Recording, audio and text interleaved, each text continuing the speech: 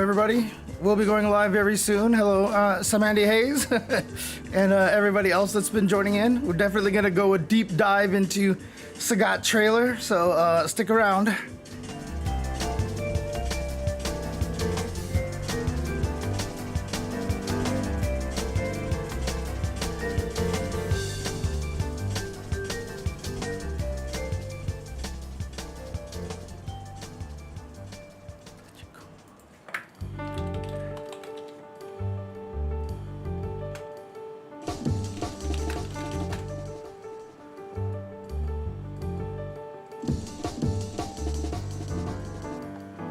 What's up, Tachikoma?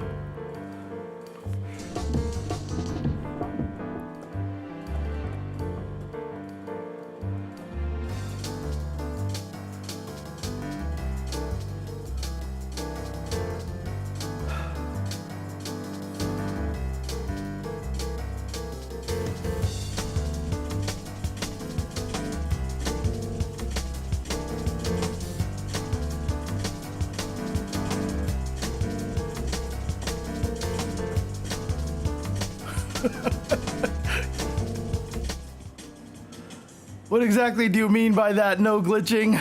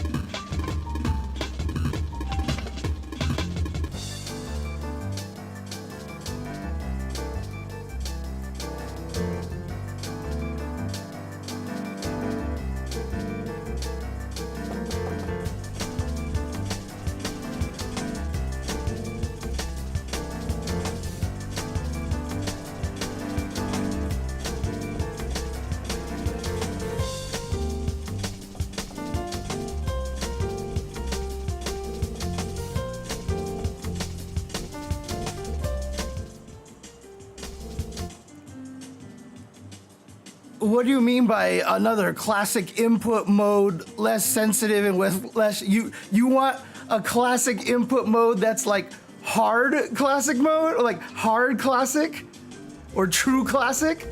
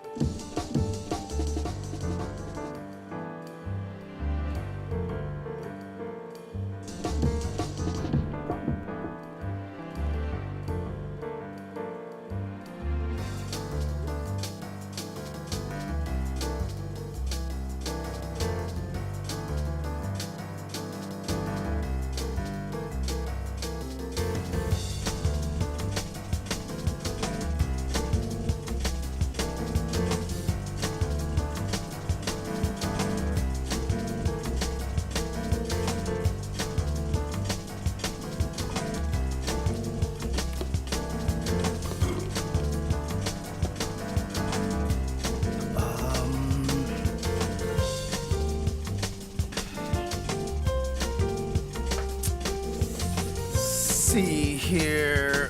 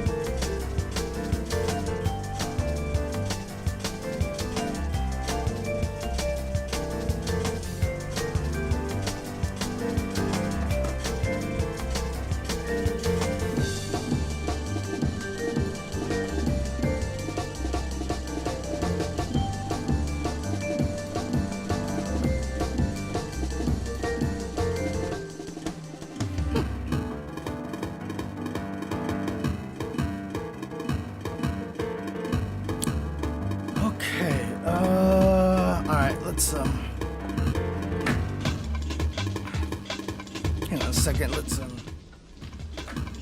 all right, I'm just gonna chill here for a little bit as I continue doing a few other things over here.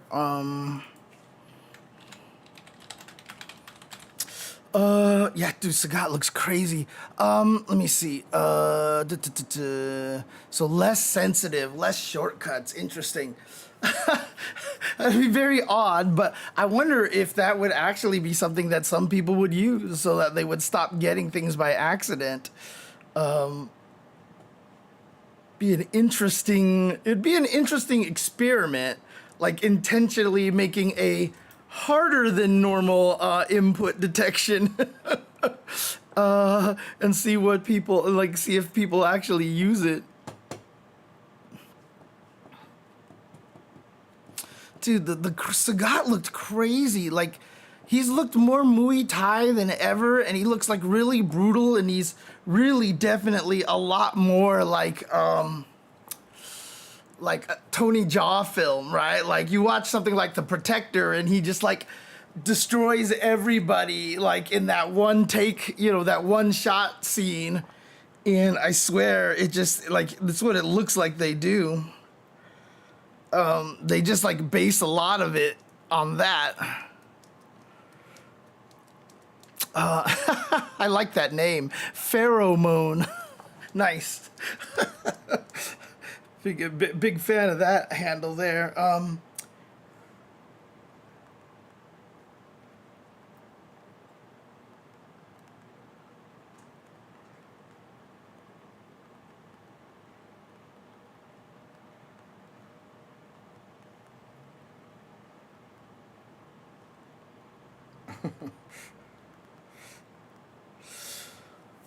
Okay, I think I got everything right. I got my socials. I got everything up here.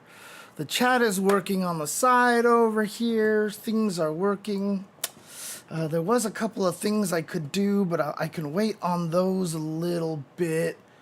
What was I trying to do here? I want to do something. How do I do this again? Shoot. Nope, that's not what I wanted to do. I wanted to do this. Oh, okay, here we go. Boom. Let's see. Oh,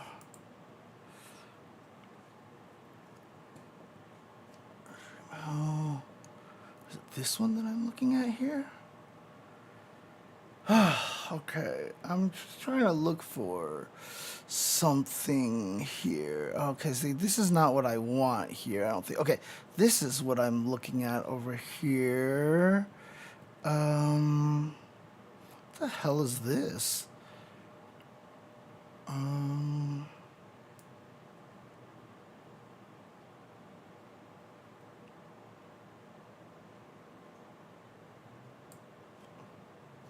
Oh, that did nothing. Hang on a second, guys. Oh, wait. Oh, did it actually do something? Wait, why did it turn it into that? Oh, I see. Oh, okay.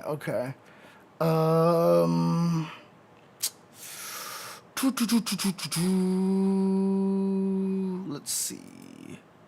There's that. Oh, shoot. No, that was the wrong thing. Okay. Oh, weird. No, that's not what I wanted. Oh, crap. Hang on a second, guys. I'm accidentally destroying something. Oh, I can cancel. Ah, there we go. Ah, the ever so beautiful cancel button. I mean, it's the same voice as before, Video Soup. It's clearly the same actor. So I'm not sure what it is about that you're not necessarily a fan of, but it's always it's the same voice. If I'm not, I mean, pretty sure it's the same voice. Okay. So what is this thing here? So if I just brought this out, no, I guess I can't do that, huh? Can I not pop this out, I guess? I guess not. That sucks. Okay.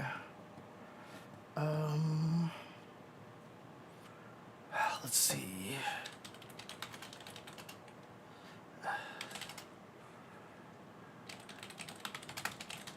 Let's see. Okay. Okay. Here we go. Blah, blah, blah, blah. Let's see. Trying to check something here.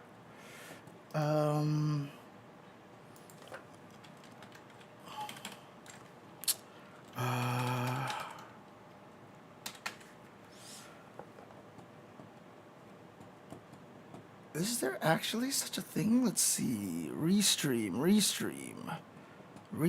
channels. But I want the, do we have any sort of like restream stats or something like that? Let's see, where are the stats over here? No, that's not the stats that I'm looking for here. These aren't the stats that you're looking for. Move along. But I'm letting people have a chance to just kind of, amble on in and stuff like that, as I normally do. If you're wondering why I'm kind of just, delaying a little bit, just giving people a chance to head on in, and then we will get started very, very shortly. Just figured I might as well try to see if I can get something working here.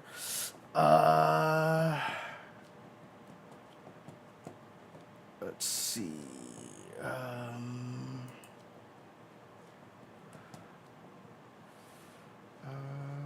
Okay, let's do this here.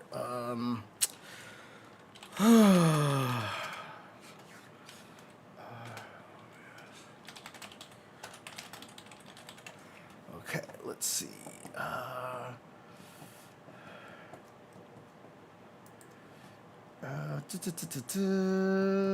Let's see. Aha, here we go.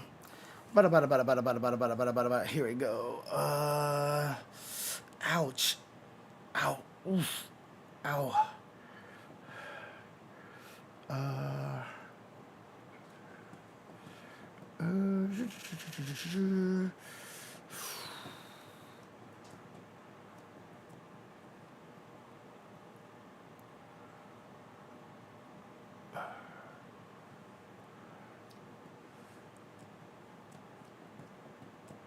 Is this, oh, this no longer works. Interesting. All right, let me see this here. Let me see here. Try something. Poof, poof, poof. Oops.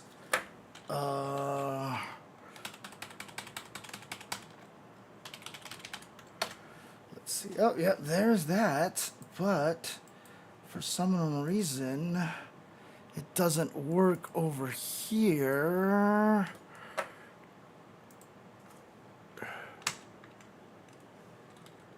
Let's see. Okay. And then if I go back over here and I look for this, it doesn't do anything. All right. Huh.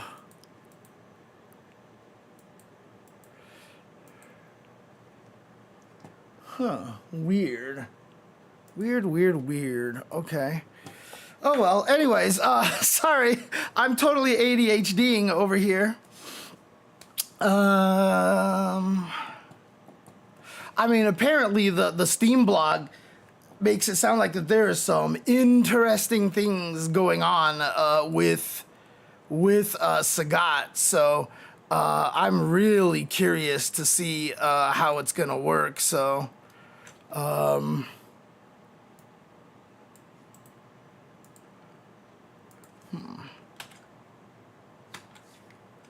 Weird. Weird. Okay. Anyways, let's do this here. Okay. Sorry. Like I said, I'm totally ADHDing right now. This is my bad. I will,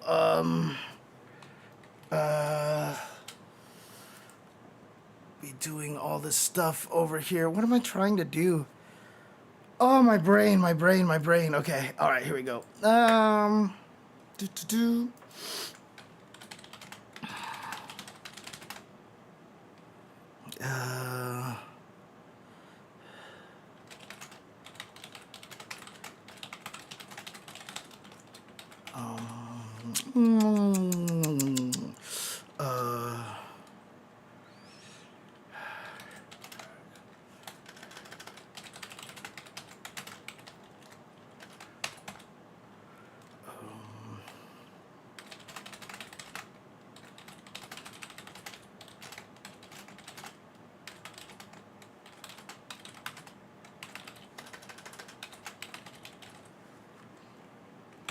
All right, let me see something.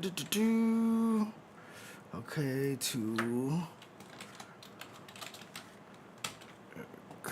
there we go. All right, perfect. Okay. I might have some other stuff, but I don't think I probably won't have time to get to them because I will probably be doing a long stream on the analysis. So let's see. Oh no, it's not the cat feeding. That's that's causing me to my brain starting to just kind of like be weird and stuff. So I definitely I'm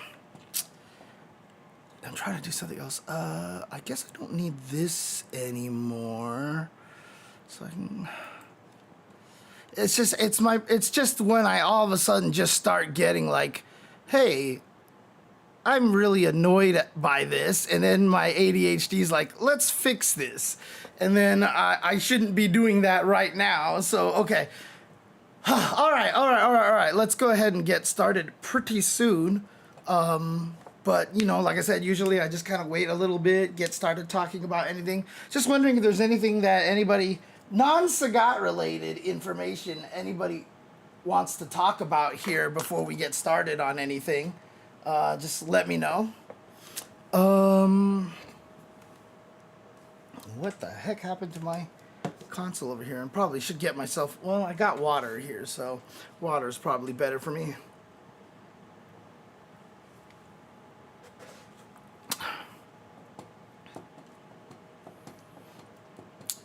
One what, Val? He said one from Sagat on Elena would drain her entire health and her health regen in one hit.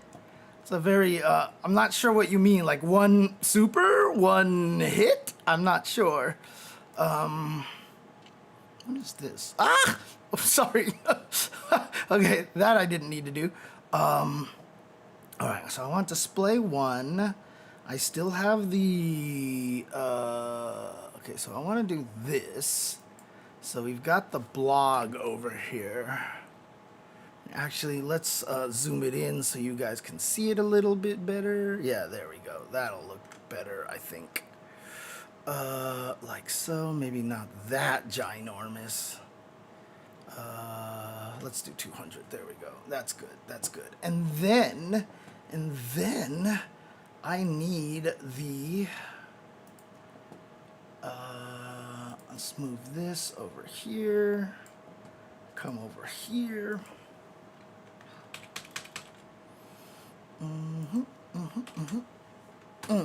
There we go. All right, so I can move this over here. Do this. All right. Okay, I think I'm ready to go. I think I'm ready to go. Hey, hey, hey, hey! I didn't say play yet. I didn't say play yet. Okay, there we go.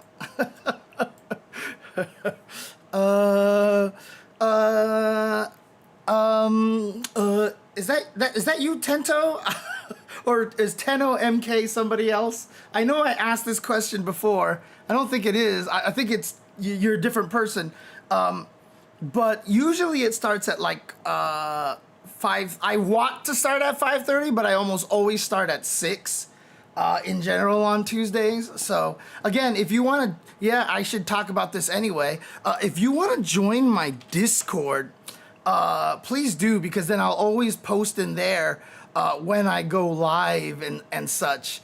I'm not 100% sure this link still works, because you know how it is with these Discord links. Let me know on if this link actually still works for you guys over here. I pasted the link into YouTube as well.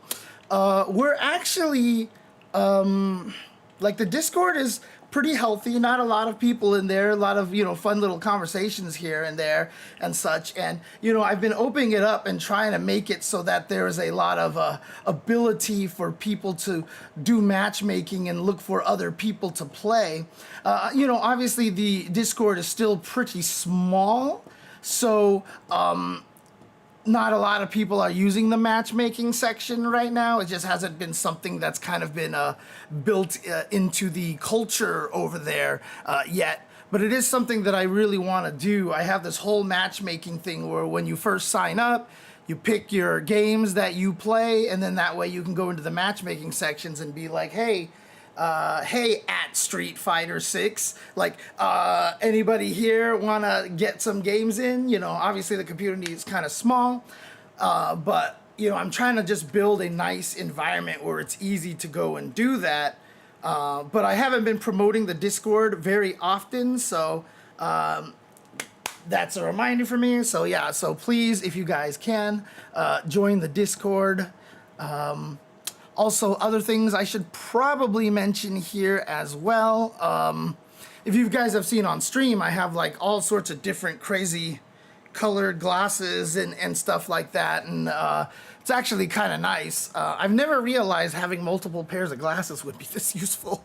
But one of the things is that Zenny Optical has been supporting me a lot and giving me a lot of cool stuff.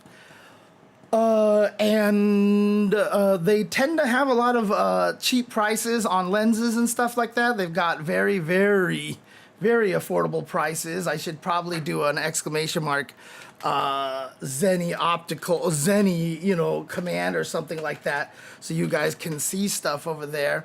I do still have the affiliate. Yes, I do. I need to talk to them again, because I know they're changing the way their affiliate program works. So for example here, I'll just do this really quick and go to here. Like, this is Zenny's site over here, and there's some cool things like, I think this is the one that I'm wearing right now. No, it wasn't. What was the number here? Oh, 446. Okay, there we go. So, I mean, they have a lot of cool features here. Like, this is the one that I use. And one of the neat things about it is that, they have this try-on feature here where it'll try to use a camera here. And what happens is, let's actually use the Elgato here. So what we'll have, I can't access the camera because I'm using it in this thing. But basically what you do is you can actually turn on a camera and it'll throw the glasses on your face, and you could actually rotate it and move around, which is really, really cool. But like I said, they've got prices for all these different, for all different kinds of, what you're looking for and stuff. I am still doing the 86 stuff, but I'm gonna have to contact them and make sure the affiliate link still works and all that stuff, because I'm not sure if they've changed the way that works. Oh, by the way, if you do get anything from Zenny Gaming. Oh, dang. Let me see the new Guilty Gear shirts. Which ones? Oh, dude, that Anji one is beautiful. Hang on. Let me just do this really quick. All right. Before you guys grab any of these, let me figure out what's going on over here. Well, the Jellyfish Pirates is one that existed, right? So this is the pre-order. God, I really want that Anji shirt. Holy crap. Chip, huh?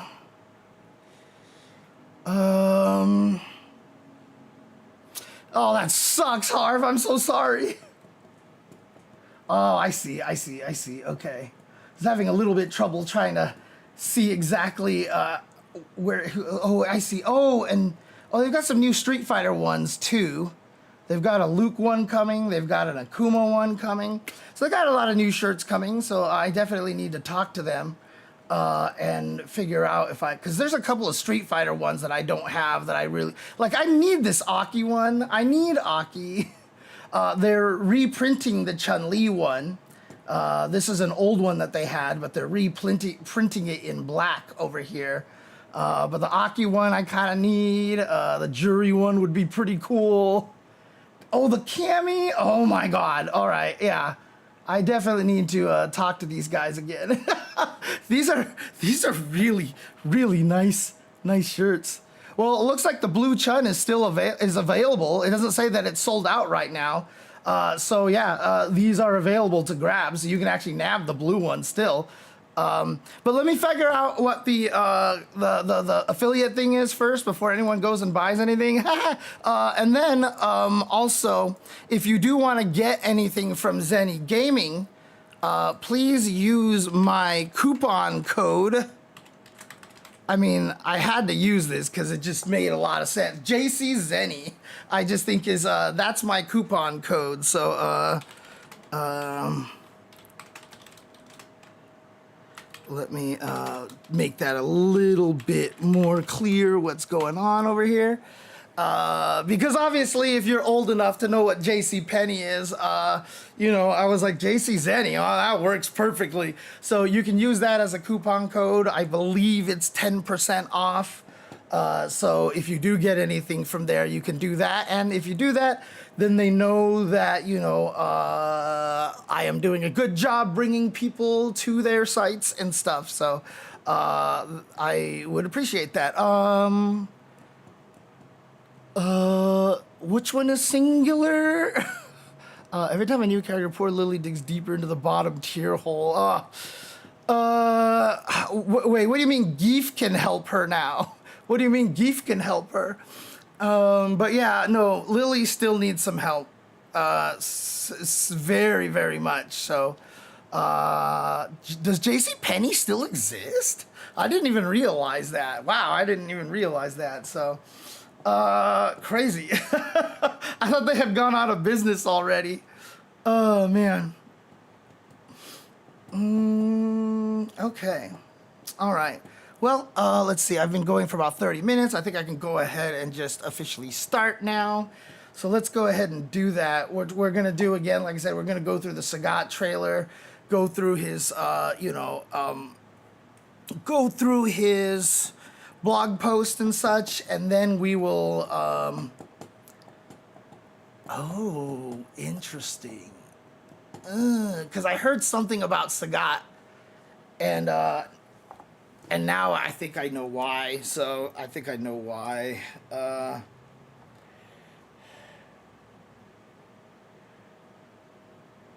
me see.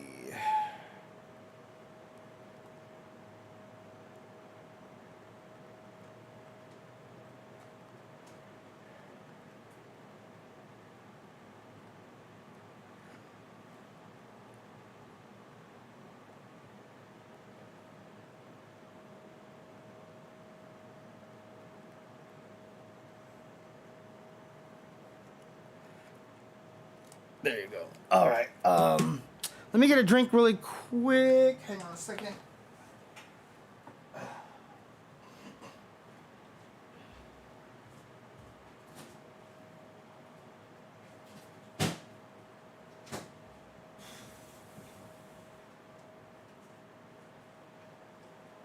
All right, let's do this. And I've got my special gold foil Sagat shirt. Not many of these still exist in this condition. This is an old broken tier shirt. I guess he might still make these actually, but I got this on the original run and it's still in great condition, so.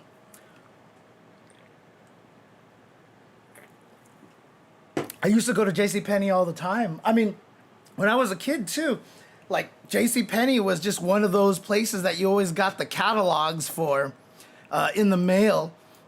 And so I would just look at the catalog section and look at all the Transformers they were selling, or Hot Wheels before that, or Nintendo games after that, you know, like you'd always just go and look at that. So,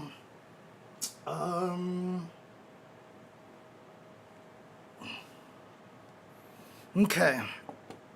Anyways, let's go ahead and do an official start here. Be right back.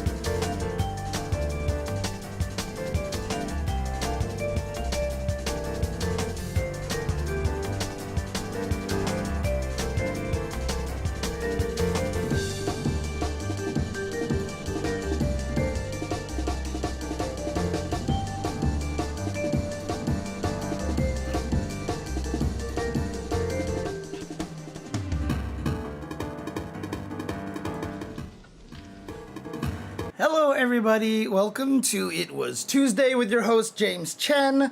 In case you guys don't know, earlier today, I already did a live reaction stream to the Sagat trailer that just dropped. And yeah, you could probably see me kind of going nuts because, I mean, the social media is ablaze right now with Sagat information because he looks amazing.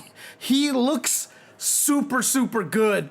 And I'm not even just talking about how he fights or anything like that, but just the way they designed him, his moveset, the art style, the animations, like, he looks freaking amazing. So I already did an initial reaction with that, but I saved the deep dive analysis here for It Was Tuesday.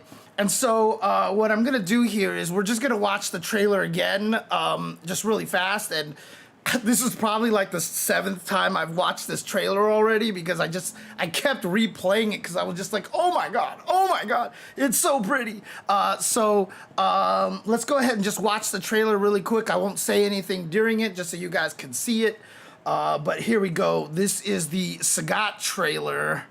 And again, like I said, he looks absolutely amazing.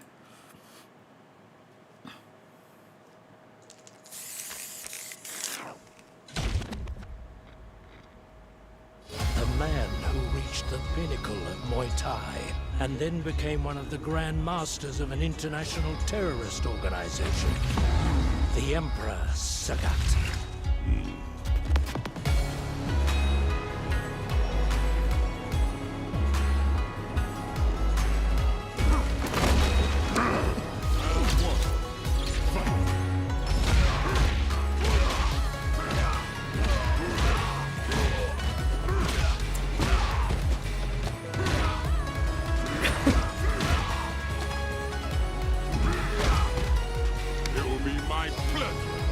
To test your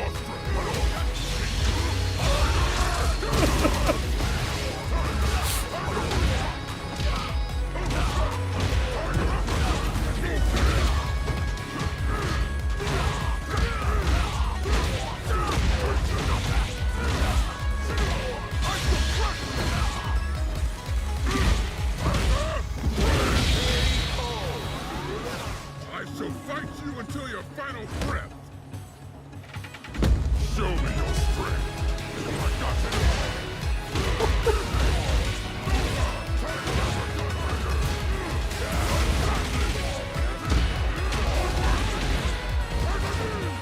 Jesus.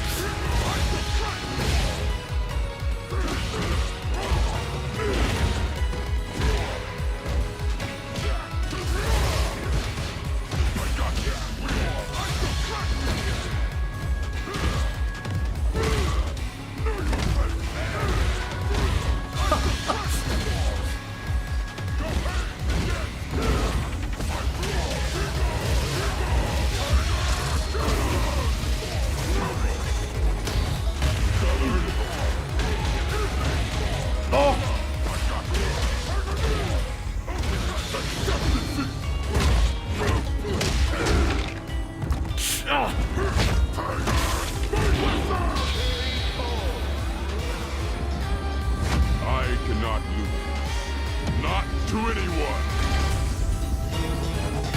I mean, he might not lose to anyone with how with how he looks in there. That is absolutely crazy. So, you know, obviously the first thing that comes to my mind here about this is that, like, just the way they made him fight, everything is elbows now. Like, you're just seeing elbows and knees and elbows and knees, and he just looks so sick.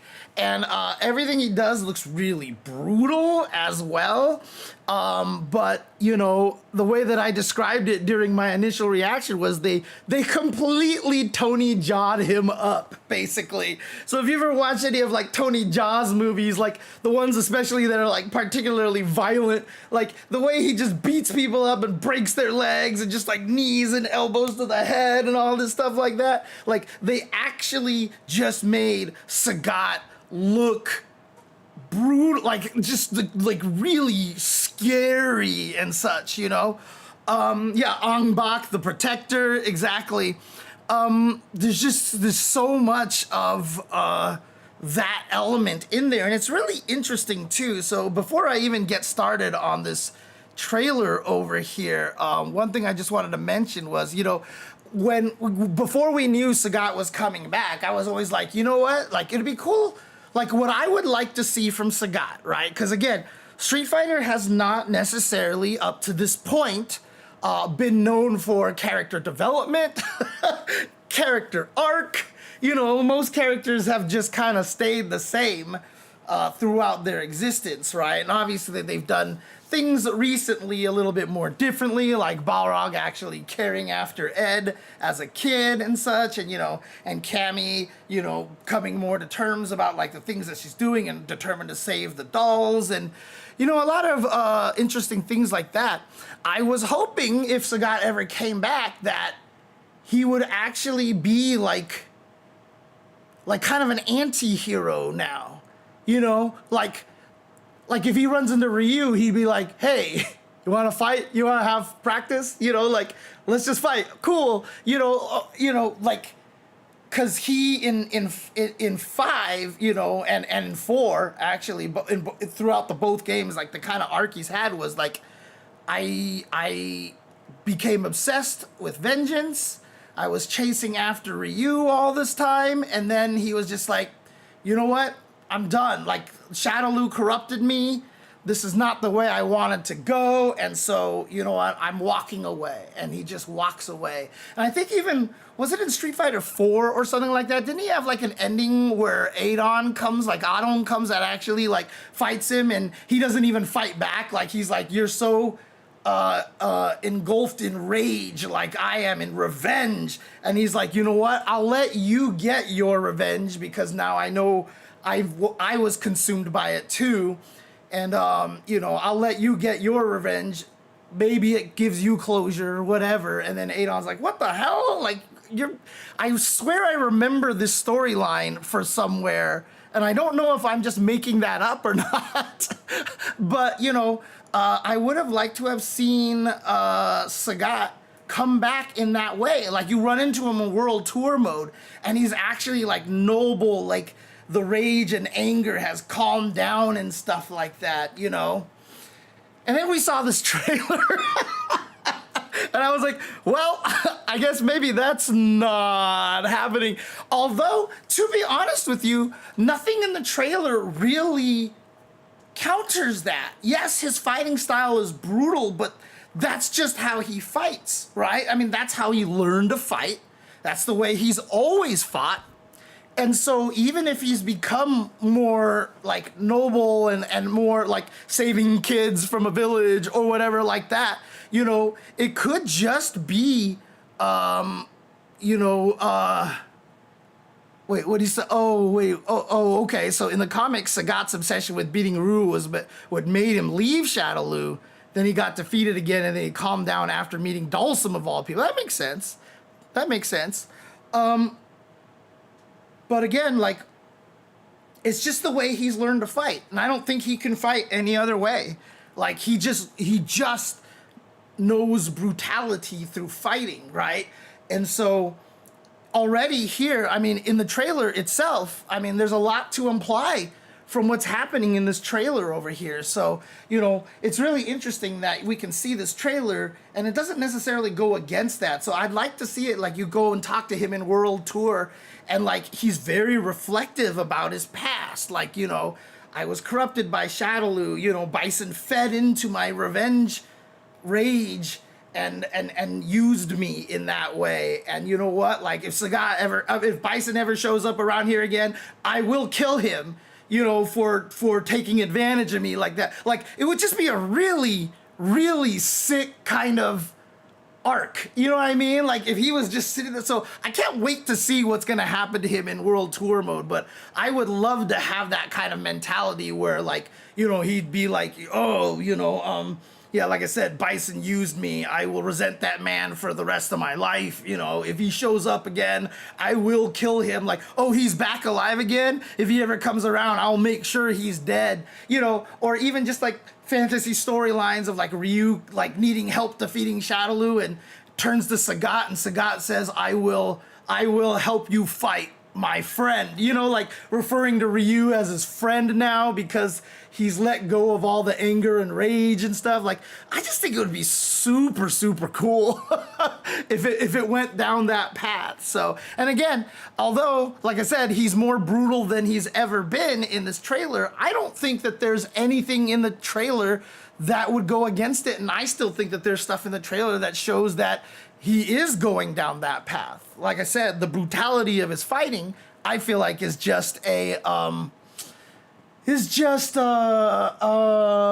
that's all he's ever learned. Even before he joined Shadowloo, he probably was about just being brutal. I mean, he killed Dan's father, for example, you know, in fight and stuff. So I just don't think that, you know, he knew any other way to fight. His teacher probably taught him to just be merciless and all that stuff. And granted, you know, the lore is that Dan's father took Sagat's eye, and that's why Sagat kills him. But again, I don't know if that's confirmed at this point. So,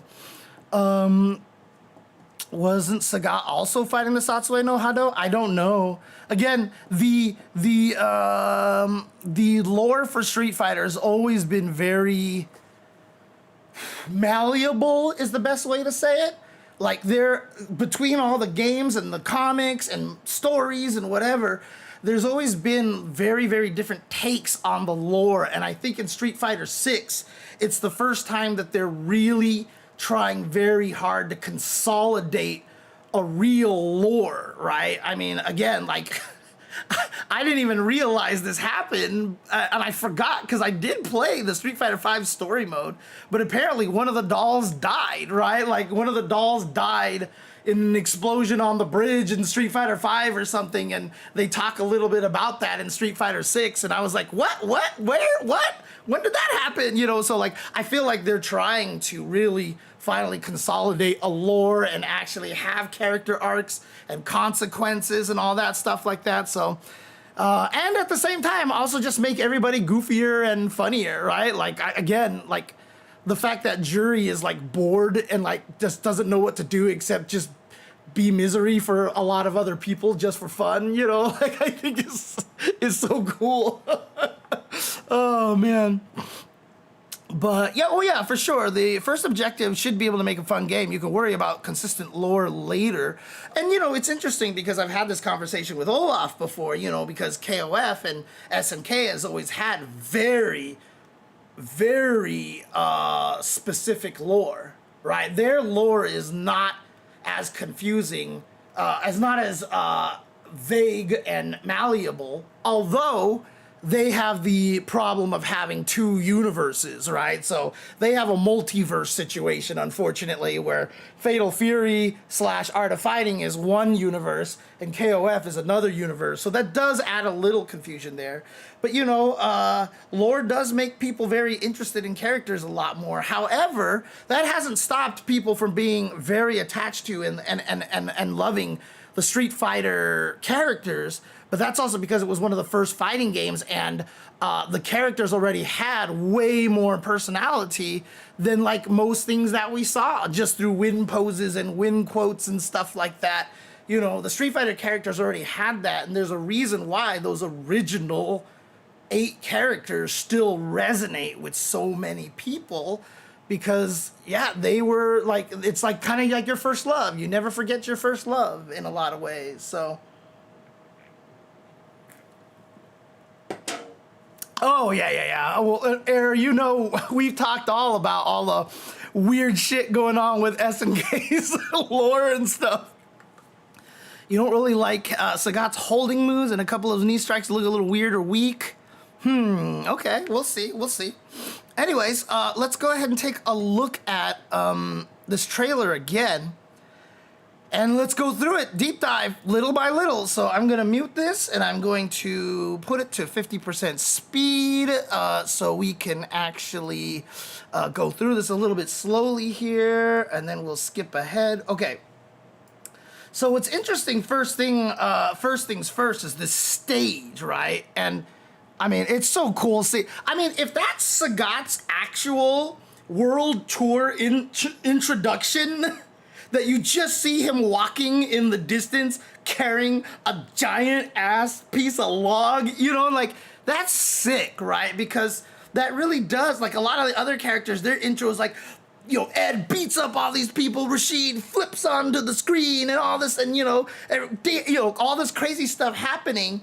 But if Sagat's intro in World Tour is just him walking with that tree, putting it down and kicking it, like, that is that kind of growth, that kind of new serenity that we have found, you know, with Sagat that I'm looking for, right? And this is what I mean, but I feel like this trailer actually kind of promotes my idea of Sagat being more at peace and stuff like that, right? So we've seen pieces of it before. Yeah, we have seen pieces of it before, but Jesus Christ, good job on that log. Like, I feel did they make a log? Like, was that like a log in like Monster Hunter and they just like ported the asset over? I don't know, but it looks really good. Nice detail on the log. But yeah, Sagat looks super good. I mean, again, the look, the design, just everything about him just looks really solid, right? And, you know, like, obviously with like Terry and Mai and even Elena, a lot of people were like, why do their faces look so weird? But like Sagat he just looks crazy. And you know what the funniest thing is that after playing with these characters, like, I think Terry looks fine, and I think Mai looks actually fantastic in Street Fighter 6. I'll be honest with you. And Elena, I think it was just the hair that threw us off, really, because costume 2 and 3 looked just fine to me. And there's the, so here's an interesting thing, right? So when we first saw the trailer, and actually let me see if I can find it. Let's go to here. When we first saw the trailer from the the season 3 character reveals right here, and then we got to the very end with Sagat here. I mean, this is a very distinctly different looking color to the background, right? Like, I felt like the color felt a little more cool colors to me, right? Like, the stage kind of made me have more of that essence of cool colors. But when we look at this trailer over here, obviously it's very yellow, it's very warm colors, but I think there's multiple stages to the stage, and that later on in this trailer we actually do see a little bit more of the cool color look to it. But this yellow color here, when it's like literally like brighter, it looks more desolate, but also it's foggier. Like you can't even see the statue there, right? But if you look here, you can see the face of the statue, and over here you can't see it at all. So I think there's just a foggy, you know, sun trying to pierce through the fog look a little bit more. And then we're also gonna get the other one that we'll see a little bit later. Yeah, times of day change, a very common thing that they do. But the one thing that, another thing I want to talk about in this trailer, though, that, I mean, and the stage that I think is really important here. One, I find it hilarious that, you know, Sagat has fought next to this statue so much that he just decided to set camp here. Like, it's his home.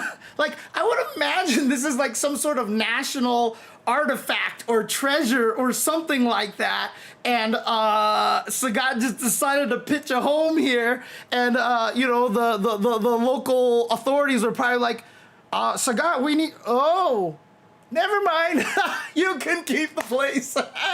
I mean, Sagat's also probably still super famous, right? Because when he was the champion of the Street Fighter tournament, I'm pretty sure he was very beloved in Thailand. The other thing too, the other theory that could possibly be is that all the money that he made in Shadaloo, like, he just bought the statue. Like, maybe he just runs it now and he's like closed to the public. Like, nobody can come see it anymore. And he's just like, this is my home now. But, you know, expanding on that really is the environment here. Because the one thing that you'll notice is that most of the people in the background are kids, right? Most of the people in the background on the stage are like children. At least that's what they look like to me. Maybe I'm seeing it wrong, but that's kind of the vibe that I got. We'll see it throughout the trailer again. We can examine it a little bit earlier. But like, I just feel like, you know, that's, again, adding, like, he's building a community, he's building a life, a town in this area. I mean, you can see like this little man-made kind of hut on the left side, even got like this little hanging pot, you know, off there. And, you know, it just really feels like he's gone to another, yeah, right? Okay, so it's not, yeah. So the world tour one had a handful of kids. Yeah, that's probably where I got the idea from. But that's what I mean. So it's just like, I feel like, oh, he runs an orphanage potentially, huh? He was a champion. He was the champion in Street Fighter 1. He was the champion, and that's why when you beat him, Ryu becomes the champion afterwards. So theoretically, we don't know exactly the timeline, and I don't think Hager and Sagat have ever fought.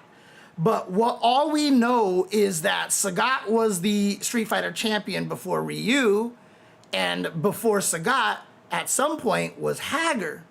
But again, we don't know if, I think it was implied when he became mayor in Final Fight that he retired as champion. So I don't think anybody ever beat him.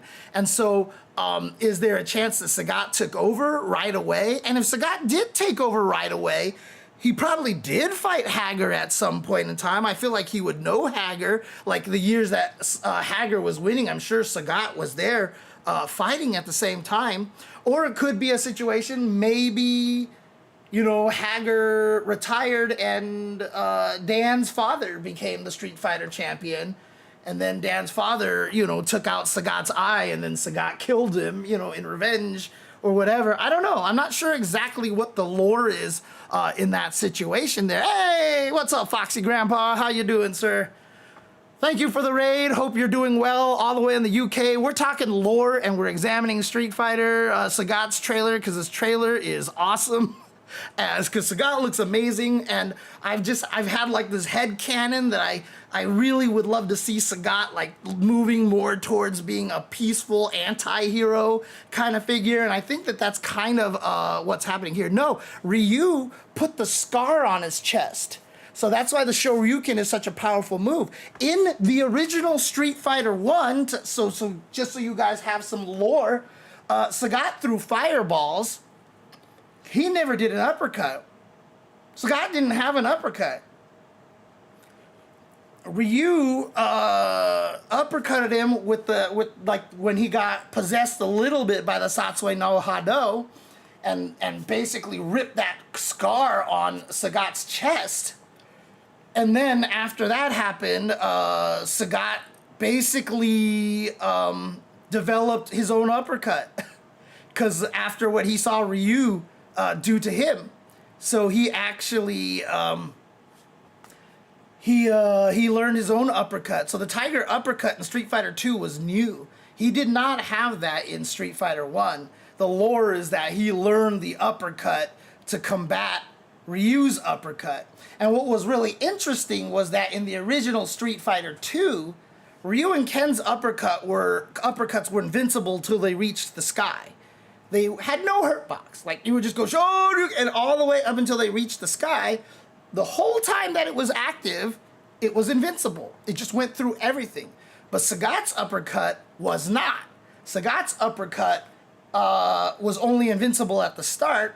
And on top of that, Sagat's uppercut had the weakness that if you blocked it or avoided it and hit him, he took like extra damage. So, a bit of the lore is kind of like Sagat practiced his own uppercut, and he learned how to channel all this power and rage and, the revenge into it, but it's still a completely inferior version to what the what Ryu and Ken could do. It did more damage because it was fueled by the rage, but, it had much clearer weaknesses. I mean, that was me as a kid, me as a teenager, headcanoning a lot of that. I don't know if that's true or not, but it makes a lot of sense. Obviously, since then, they can't really do a lot of that stuff because you can't balance characters based on lore anymore, unfortunately. So, but yeah, yes, it is a fact that Dan's father is the one that took his eye. And there is a famous drawing of that by Kino Nishimura. I believe it's her again. I can't remember. Yeah, here we go. Oh no, this is where a lot of people think Dan came from. There's just this picture of him and this bloodied guy, and this was drawn way before Alpha, if I'm not mistaken. And then Dan showed up in the game, and everyone was like, huh. Or maybe they drew this character after Art of Fighting came out, and they were like, haha, and then they basically turned him into a character over here. But that's not the picture I'm looking for. I should look up, because there's actually, where's this artwork? God, my Google flu is really bad.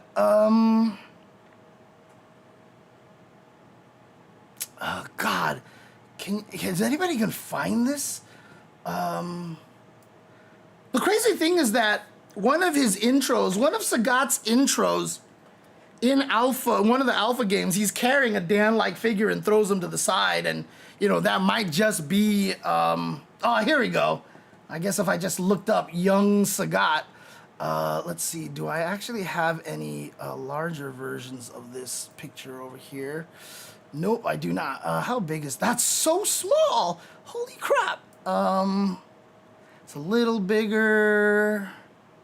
This one, still pretty small. Okay, let's just do this one over here.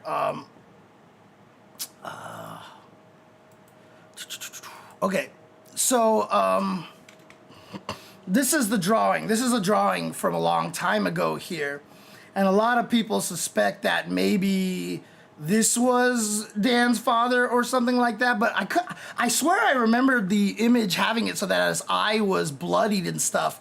But clearly, as you can see, the eye is messed up over here. So, you know, maybe he didn't like knock the eye out or he wasn't bleeding, but he just can't see out of it anymore. And it's just like completely destroyed like this. But as you can see here, he has no scar. He has no scar, right? And so this was before he fought Ryu. So, you know, the whole lore is that, you know, this is Go Hibiki, and then who basically injured his eye in this fight, and then he basically kills him. That's why Dan tries to come for revenge. And yeah, he used to have his hair. Yeah, he doesn't have a scar yet because that was caused by Ryu. The scar was caused by Ryu. But again, like, I love the fact that they have been giving Sagat actual, like, character growth, right? So, you know, the fact that he's sitting here raising all these children, you know, maybe the orphans, maybe it's the kids that he saved from the flood or whatever like that, that was someone talked about. I don't remember if that was in Street Fighter V. Again, I didn't actually go through all the endings in Street Fighter V or 6, which I really should do one of these days just to catch up in the lore. He is the last boss in Street Fighter 1, yes. And so in Street Fighter 2, you're like, oh, Sagat's the last boss again, hey! And then after you kill him, you're like, wait, and you stay in Thailand, and all of a sudden, dun, you know, and all of a sudden a bison comes out of nowhere. But yes, he was the main boss in Street Fighter 1, because again, he was the big bad. He is the original boss character of Street Fighter. He's the first boss character. But yeah, so he's got this cool, like, you know, place over here with all these kids, and then he drops, oh, this is actually just his intro, right? This is his intro coming into the match, which is really sick, by the way. He's just like, bam, splinters all that wood. And you know what the best thing about that intro is all of the, you know, the weird, you know, Twilight Zone creepy cleaning robot droids that just like clean up all that splinter, you know, and all the wood, and it just disappears. Like, that's part of the lore that I'm hoping that they explain.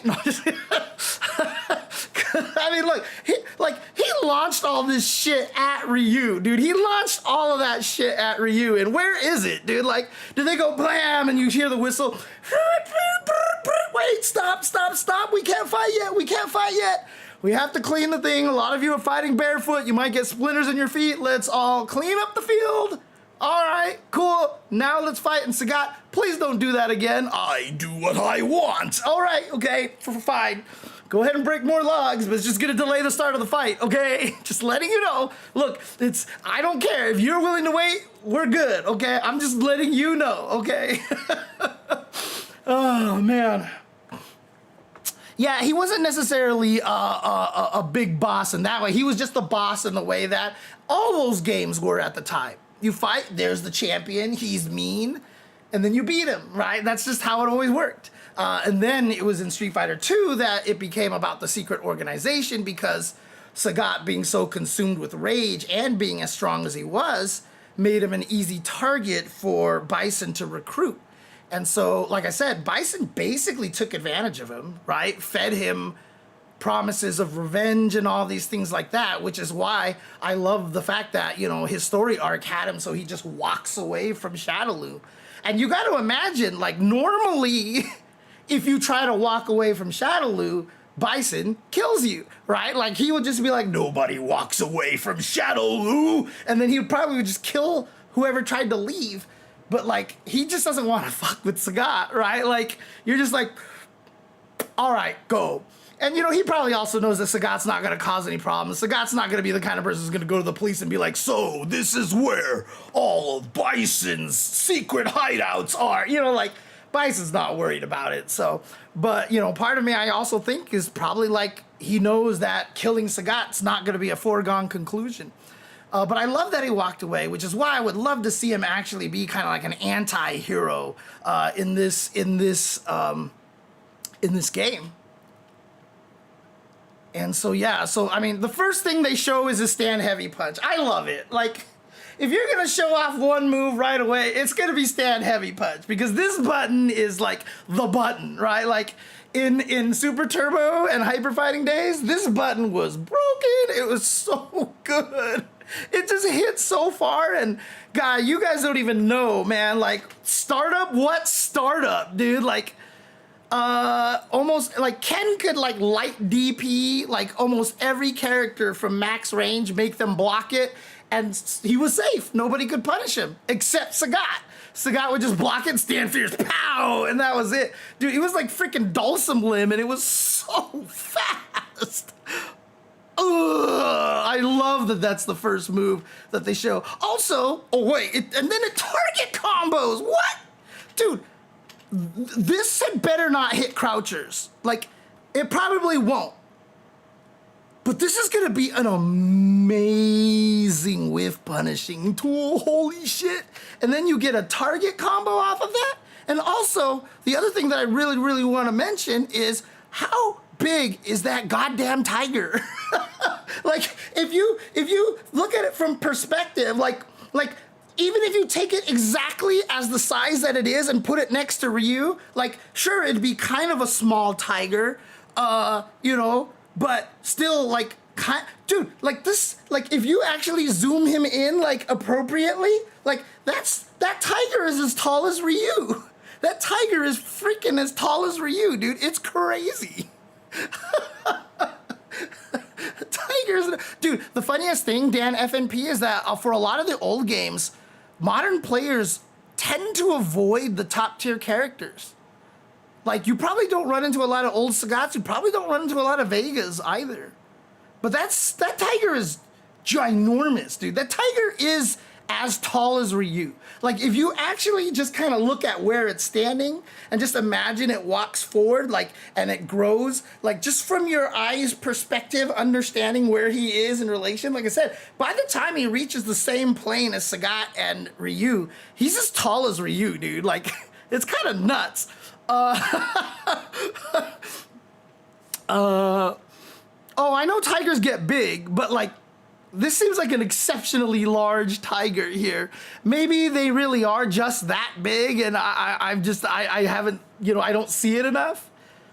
But yeah, I mean, the other thing too is, like, how tall is Ryu supposed to be? He's like 6 foot or something like that. I mean, Sagat looks like he's 10 feet here. Now, he is on his tippy toes, and Ryu is crouching and scrunched up a little bit, but Sagat looks huge, huge. Oh, that's a knockdown too. Dang, okay. So this target combo is a knockdown. Clearly, it doesn't look like, in the corner, it looks like he's gonna get something, right? So if you're in the corner, pow, pow, like you can see him floating, and Sagat recover, no, maybe not. Maybe not. It depends on how much of this animation is actual recovery and how much is not. If this is just flourish animation, you'll probably be able to get a DP in the corner, maybe only a light DP or something like that. But then, dude, did they give Sagat, they gave Sagat Abel's elbow from Street Fighter 4. Like, he punches you and then he just goes up like this, and it's such a sick looking move. But does that mean they took away his crouch fierce? Because even though we can't, could we hear it? Let me see it. Let me okay, let me do this really quick. Let me put the speed back to normal here. Turn the volume up here. Yeah, that's crouching heavy punch. Like, that is undoubtedly a crouching heavy punch, because it's a heavy punch sound effect and everything like that. So he doesn't have his infamous CVS2 crouching heavy punch. He has this, or it could be a back heavy punch, down forward heavy punch, something like that, right? But clearly, like Elena's crouching heavy punch, it's gonna be really good for drive rush juggles and stuff like that. We even see that a little later on. And you do see Sagat, like, it looks like he's starting to animate the move from standing. So this actually makes me believe this is back and heavy punch I think this is going to be back in heavy punch. Either that or, because like the start of this animation, that's clearly part of the animation, and he's starting it from standing. If it was a crouching move, you would definitely see Sagat, you know, already from crouching and going up like Abel does. But since he's standing and starting it, I'm assuming this is like back in heavy punch. So he might still have that crazy crouch heavy punch, the CVS2 one, but it is definitely a launcher, very Abel style, and we'll see a lot of that in this game in terms of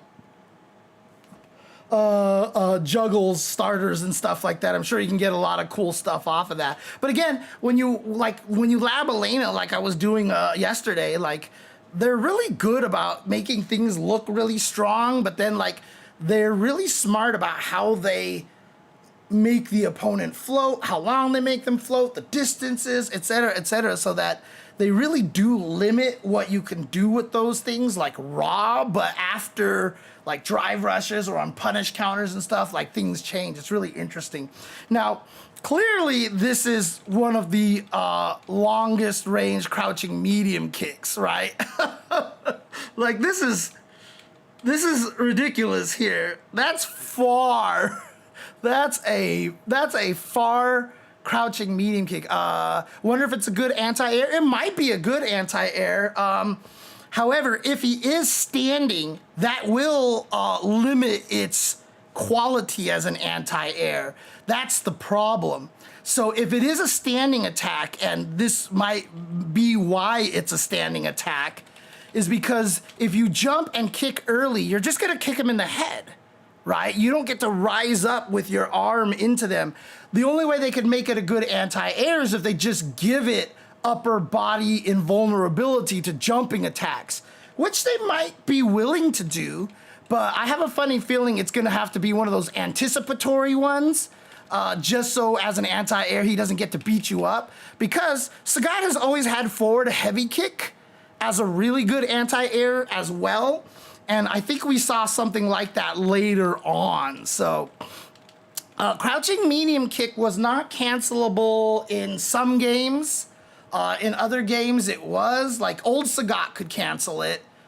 New Sagat, if I remember correctly, cannot cancel it. I'm assuming by the range that it has over here that this is not a cancelable move. Yeah, he's had cancelable crouching medium kick in like 5 and 6 and stuff like that, but I mean 5 and 4. Did he have it in 4? I can't even remember anymore. But the thing about it is, in this game, if you have a crouching medium kick that reaches that far, it is not cancelable. Again, the farthest range cancelable crouching medium kick is Jury. There's no way they're making this cancelable.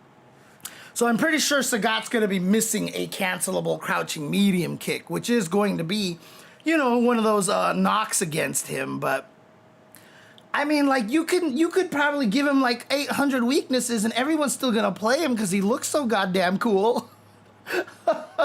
But again, yeah, look in the background, you see all the people back there. Like you see that girl back there. Pretty sure that's a child, maybe. So, but yeah, and they don't show a cancel here. And then there's stand medium kick, God, one of his most infamous moves. And now it has a follow-up. So he has a stand medium kick. Ugh! And it knocks down too. Actually, hang on a second.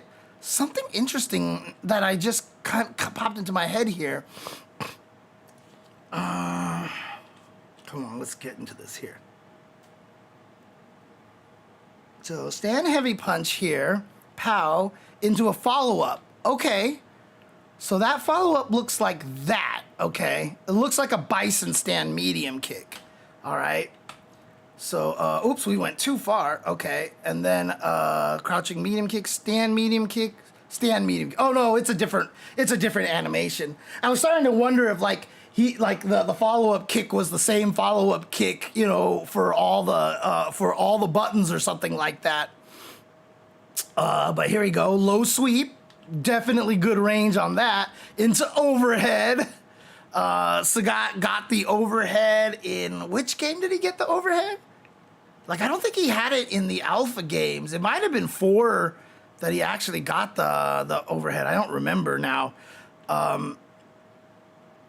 But they gave him the overhead back, pow. But again, much more prominent elbow strike. Before, you know, you could tell it was just kind of an elbow, but it just felt like he just kind of dropped the elbow on you. This one, it looks like he's breaking your skull, because the follow through all the way down here is what's selling this move, right? Because originally he just kind of went and that was it. But like the fact that he swings all the way down makes it feel very painful. Now, jumping heavy punch, looking like it just slams you on the ground, which is interesting. Again, let's actually see if... let me listen to the sound effect on this one. Yeah, that's a heavy punch. That's a heavy punch. So, for sure, jumping fierce is actually a knockdown now. Oops. Boom, boom, boom, boom, boom, boom, boom. There we go. And then the throw. And where he does this thing here. And I don't know where I've seen that before, but it feels like something I've seen from a Tony Jaa movie. We haven't seen the standing heavy kick yet. We've only seen the standing medium kick so far. So we'll see the heavy kick a little bit later. So, oh, that knee right there, you think looks a little weird? I mean, I'm sure the way they animate, you know, they had to do it so it works against all characters. So he's definitely always had this forward light kick. And my assumption that it will be cancelable, just like Honda's little stompy stomp. And then also, he's always just kind of had that since 4 to be able to empty cancel it. So before it kicks, you can just cancel it into an uppercut. I don't know if they're going to make it limited on what you can cancel it into, but apparently I'm guessing what this is showing is that on hit, it's plus. And again, emphasizing again in the background, lots of kids, lots of kids. So, oh, maybe one of the Bruce's throws? I'm not sure. But yeah, here he goes. And now we just see him throw the other direction, right? So it's this, he doesn't even actually do the knee when he does the back throw. And then this is just nice looking, like you hear a little slap and then, brah.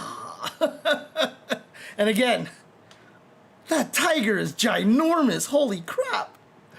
Oh, I see, that's not necessarily a pot back there. Those are just logs. I thought there was like it might have been different. Anyways, so yeah, here we go. You see them firing there, and then here's Ryu's. And let's see, 1, 2, oh, you can't count it at all. Actually, if I do the slow-mo sound effects, I might be able to count it. Sorry.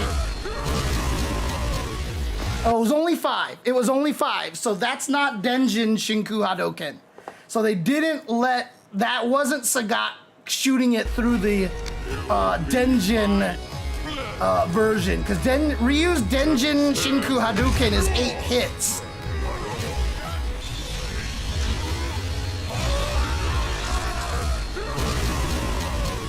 Yeah, you hear 5 hits basically right there. So we don't have to freak out just yet about Sagat's Tiger Cannon here. It is clearly just going through the 5, so. And so what he does here, you go super, super, and then blah, blah, blah, blah, and then 1, 2, 3. So Sagat's regular super is going to be potentially 8 hits. So his Tiger Cannon might just be 8 hits. But it is pretty fast. I mean, look at, once it gets through, it's fast. So, and then high Tiger shot, smack him in the head, and then, yeah, a lot of people are like, oh God. Now, this is not new. Sagat going over projectiles with his Tiger Knee is not new. He's been able to do it before in older games, and especially in Street Fighter 2, it famously went over Sonic Booms a lot. So like guys that would Sonic Boom and chase their Sonic Boom, if they weren't ready, you could just Tiger Knee them in the face. So Tiger Knee going over Sonic Boom isn't anything new, right? So, I mean, I was like, oh, cool, they made it go over projectiles again. And then I saw all these people on social media like, oh my God, Tiger Knee goes through fire, it goes like it punished fireball. I was like, it's not that crazy. Like, it's not crazy, right? Because the thing is, like, look how early he's doing it. He did the knee before Ryu started the fireball, right? Like, we don't need to panic at all. We don't need to panic. Because if you look, like, Ryu is still getting hit here, and Sagat is clearly already starting the Tiger Knee, right? So it's not like you're gonna react to fireballs and make it over. It's definitely gonna require some anticipation, so... Sagat level 1 is enough to break Rashid Tornado? Probably, because Rashid's Tornado was how many hits? Was it 6 or was it 7? Because Sonic Hurricane trades with it, right? So it's 7, if I'm not mistaken, then. Yeah, it's 7 hits, but it resets the number of hits when he kicks it, right? If I'm not mistaken. But yeah, okay, so, and then they gave him a jumping strong, and it's an elbow again. So before, when he did this attack, he would just jump up in the air and just stick his arm out and you would get hit. But now, see, the thing is, instead of making all of his punches follow through like this, they make all of his punches follow through like this, which is really cool because it looks way more Muay Thai than his original attacks were. He's had a jumping strong that's knocked down like this before. It wasn't 2 hits before, but apparently it's 2 hits now.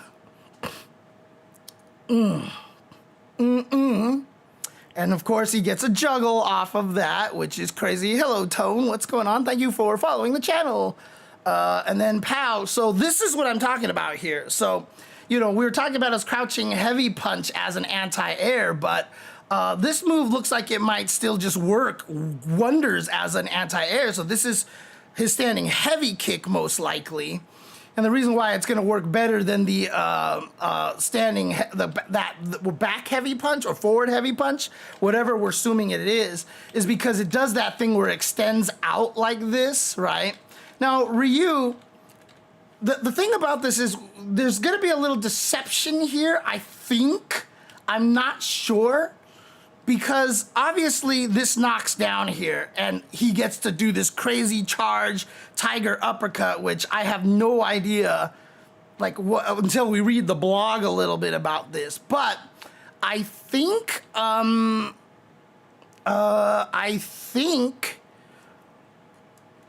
what happens is that if you actually look at this very carefully, Jasmine, please don't mess up my computer. Ryu starts a Tatsu. See this? He starts a Tatsu, right? And when you get hit by normals out of your Tatsu, Jasmine, what are you doing? Jasmine, what have you done? No, what are you doing? Hang on a second, guys. Must try to fix what Jasmine did. Oh, did you change? God, I don't know why it does that. I don't know why it reorders the controllers on its own like that. It's so weird. But there's like something about that that does that. Like she hits certain buttons that just makes that happen. It's so weird. Let's do this here.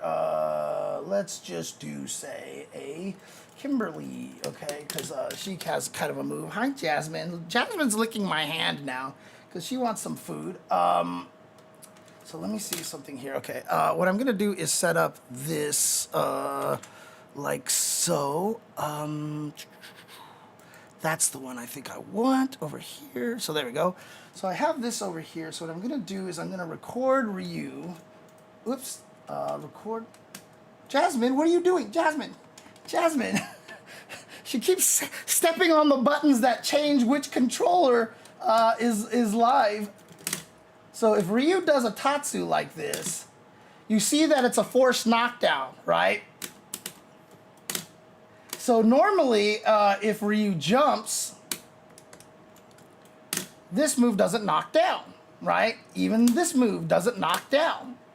But if you actually set Ryu to do a Tatsu, it becomes a forced knockdown situation. So yes, now it actually knocks down. So they might have just hid that in there in the trailer to make you go like, oh my God, look at this crazy thing. But like, it's because Ryu is actually just, is performing the Tatsu. So this might not normally be a knockdown. Now, that doesn't mean that this combo isn't gonna happen, because if you can get a launch into a drive rush cancel or something into heavy kick, then the heavy kick will knock down. Or if you see them jump up and you just drive rush heavy kick them out of the air, this combo will absolutely work, right? Because that will be a knockdown as well, because all normals during drive rush counts as knockdown. So you get the knockdown over here, and then he has this crazy charged tiger uppercut. And I don't know if this is something like, is he gonna have Angry Scar or whatever like that? We'll find out soon from the blog. But he gets this crazy DP in which he has a follow-up in which he knees you in the chest. And not only that, but he gets a wall bounce. Oh, but it's a jury wall bounce. Okay, it's a jury level 1 wall bounce. You can see Ryu is falling straight down, right? And so he's not bouncing off the wall, he's hitting the wall and falling straight down, which is what happens in Jury's level 1 super. And so she never can really get a juggle off of this, right? And so we're seeing a situation here where like Sagat looks like he's still recovering. I mean, he's crouching because he just disappeared off the screen, right? So yeah, maybe a level 1 follow-up will work, perhaps. Maybe in the corner it's different, but remember, and again, this is just because I've played fighting games for so long, moves like this, when they're done at the corner, so the thing about it is, if you see this, right, all this time right here is time that, you know, you get to that Sagat is recovering, right? So after Ryu flies off of his knee, wow, he just disappeared. So all this time here, right? So he might slam into the wall instantly right here if you're at the wall. But since he's not at the wall, you're getting like an extra like 1, 2, 3, 4, 5, 6, 7, 8, 9, 10, 11, 12, 13, 14, 15 frames, and then he finally hits the wall, right? 15 or 16 frames.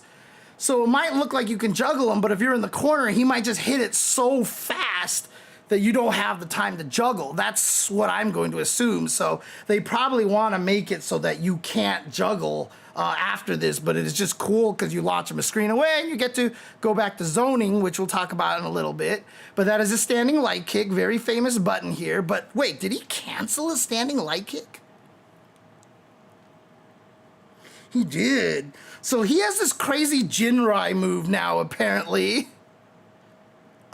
Here we go into pow. And now he has an overhead out of it. So apparently he has a special move that's very Jinrai-like. And we're going to have to see how this move functions, right? Because I'm curious. There's his crouching heavy punch. It could be his crouching strong. Let's take a listen to it.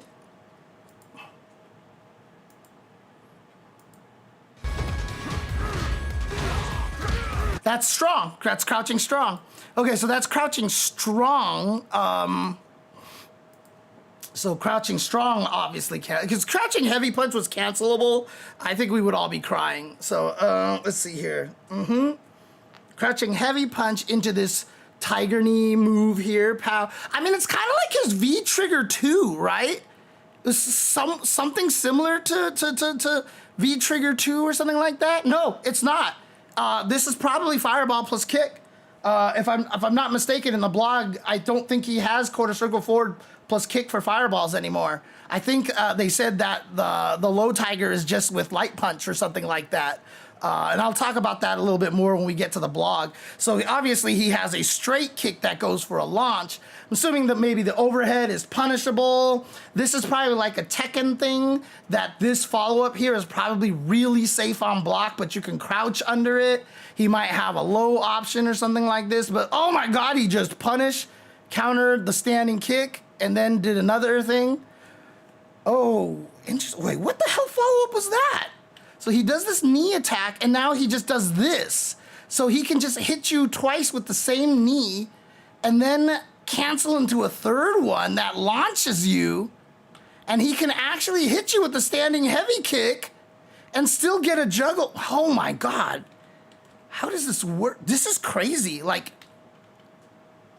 yeah, that's just grounded right here. And again, like, it's a punish counter off the heavy punch, so this is just normally a connect right here.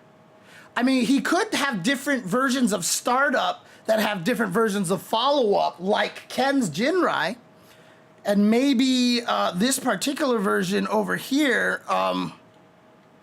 is the heavy one and only combos off of big, heavy buttons. Oh yeah, his knee is on fire, isn't it? Yeah, you're right, his knee is on fire. Okay, so he might have an angry scar thing, and maybe that's what makes it so that he could charge his DP and all that stuff like that. He might just have a mechanic where he can just power himself up and his special moves become stronger. Ugh. And so here's the crazy thing, because obviously we see 4 different follow-ups to his level 2, right? This one he just freaking kicks you in the face and then does the Tiger Raid, a classic super for him. Now, what I'm guessing here is that he's going to have 4 different enders, and they're all going to serve different purposes. I think this Tiger Raid one is the damage ender, right? So he does a lot of damage, and then I'm assuming that you probably get no Oki after it. How much you want to bet that after he kicks you, you just fly away, and you know you're basically just gone at that point, right? Like no Oki, but that's the I want to get you away from me. It does damage, and now I can zone you kind of thing. So that's what I think that is. Oh, thank you for the sub, Gun Griffin X. And by the way, yes, this wind pose is the sickest thing ever. And yes, it is based off of an old drawing, an old piece of art that is very, very infamous here. It was one of the hyper fighting drawings, I think it was. Where am I? Where am I? Here we are. So I retweeted this. Yeah, this right here. So again, they continue to cull references from Street Fighter lore and, you know, past stuff over here. Yeah, this is either a World Warrior or a hyper fighting drawing here. I think this is a hyper fighting drawing, Shin Ultima, because oh no, wait. It's hard to say if his pants are blue or if they're white, and we're not going to go into this conversation here. So this, if it is blue, then it was probably classic. If it's white, then it is the hyper fighting drawing. But I mean, the way it looks might be just a Street Fighter 2 classic drawing. But the fact that they referenced it and brought it back, and again, I mean, I think this is just like one of the sickest wind poses ever, dude. Like this wind pose is actually sick. Oh, did I have it open already? I did. Weird. Okay. But yeah, I mean, it just looks so cool when he does this. And he's just balancing on his toes, no problem, dude. Nakayama-san and Matsumoto, honestly, both of them are really good at this. And does he have a different intro based off of his costume? That's kind of crazy. Because we saw him break it's almost like, okay, I am old Sagat, so like I am angry and all this stuff. The other one is Serenity Sagat, you know, kind of a thing. So there's this drive rush heavy kick into, whoa, okay, so, oh, that's drive rush. That might be forward heavy kick. He might actually have a forward heavy kick and a regular heavy kick, right? So this one, because it has a little bit more startup, maybe this is the one that you want to combo into all the other stuff through juggles. But that's forward heavy kick, I believe, because this one is just standing heavy kick because it hits twice. And you can see it's not like, look at the forward heavy kick, like he's swinging the whole time, And then he hits with this, and like, yeah, you can see the poses are different. So I think it's forward heavy kick into regular heavy kick, but the regular heavy kick is cancelable. Regular heavy kick is cancelable? Holy crap, that's messed up. And here's the OD version of that, which launches. Now, we did see again that he had the flaming elbows. So I just try to see something here. Does he have any evidence that, so it looks kind of like his elbow? No, that's just his clothes. That's not, oh, that's right. I also wanted to mention something about this wind pose too. Good job on the physics engine here, because I noticed like after he kicks and stops for a while, like on the leg that's raised up, you can see the gravity actually pull the pants down a little bit. And I just thought that was like a really neat kind of touch, right? Because it feels more organic, it feels more alive like this. But yeah, so drive rush forward heavy kick into standing heavy kick, canceled into OD Jinrai thing, and then he just goes for the DP afterwards and gets the juggle. And then there's the low tiger shot, and Bison tries to go through it, but you can see Sagat's low tiger recovering pretty decently quick. Yeah, there you go. I mean, again, Bison did that really late. Okay, so there's that crouching strong again, and he has a target combo off of crouching strong? What the hell? He elbows you on the top of the head afterwards, so his crouching strong has a follow-up. Bro, and it's cancelable. So he does cancelable OD tiger knee. Oh, dang. I've never seen that before. He's never done that before. Like, he's always come up and hit you with this knee, and then that was the end. But now, look, he kicks you away one last time. See, like, it doesn't really hit. Oh, is it just like active until on the way down so you can use it to get in on people? Like drop on them with your tiger knees so that you're plus frames or something like that? Like at the right distance? Interesting. That might be the case. But I love the fact that he uses the tiger knee as a traversal tool. I love using special moves as movement tools. I don't know why, like me and Madge from a long time ago, we always used to talk about how much we love using special moves and stuff just for moving. And then neutral jump, yeah, you got baited, pow, drops on you again with the elbow. It's such a sick looking move. Again, like, if you are a fan of Muay Thai, like, you should just be happy because Sagat looks more Muay Thai than he's ever looked before in his life, dude. It's so cool. And then, oh, that's gotta be crouching heavy punch. That's our friend, the crouching heavy punch. And it looks really good too, by the way. Let's take a look here.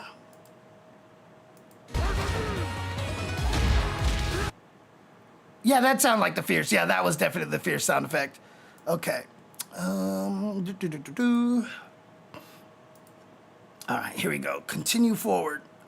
And then what he does is he cancels that into OD Tiger Shot, into level 2, and then pow, and then here's this, and now we get a different follow-up. This one, he just batters you to the floor, bam, elbow to the head. But see, notice how, look at the Oki situation there. And this is what I'm talking about. So I'm thinking that this ender here, this ender here gives you Oki. So what I'm assuming is that the Tiger Raid ender will do more damage, but this one will leave the opponent close. So in other words, if you're fighting a character that can be zoned, you might do the Tiger Raid ender and launch them across the screen. If you're fighting a character who's really good against projectiles, maybe you'll do this ender so that you actually keep him next to you, and that way you can keep the pressure going. Because really the question is how good of a zoner is Sagat gonna be? I really hope he is a good zoner, but we really don't know.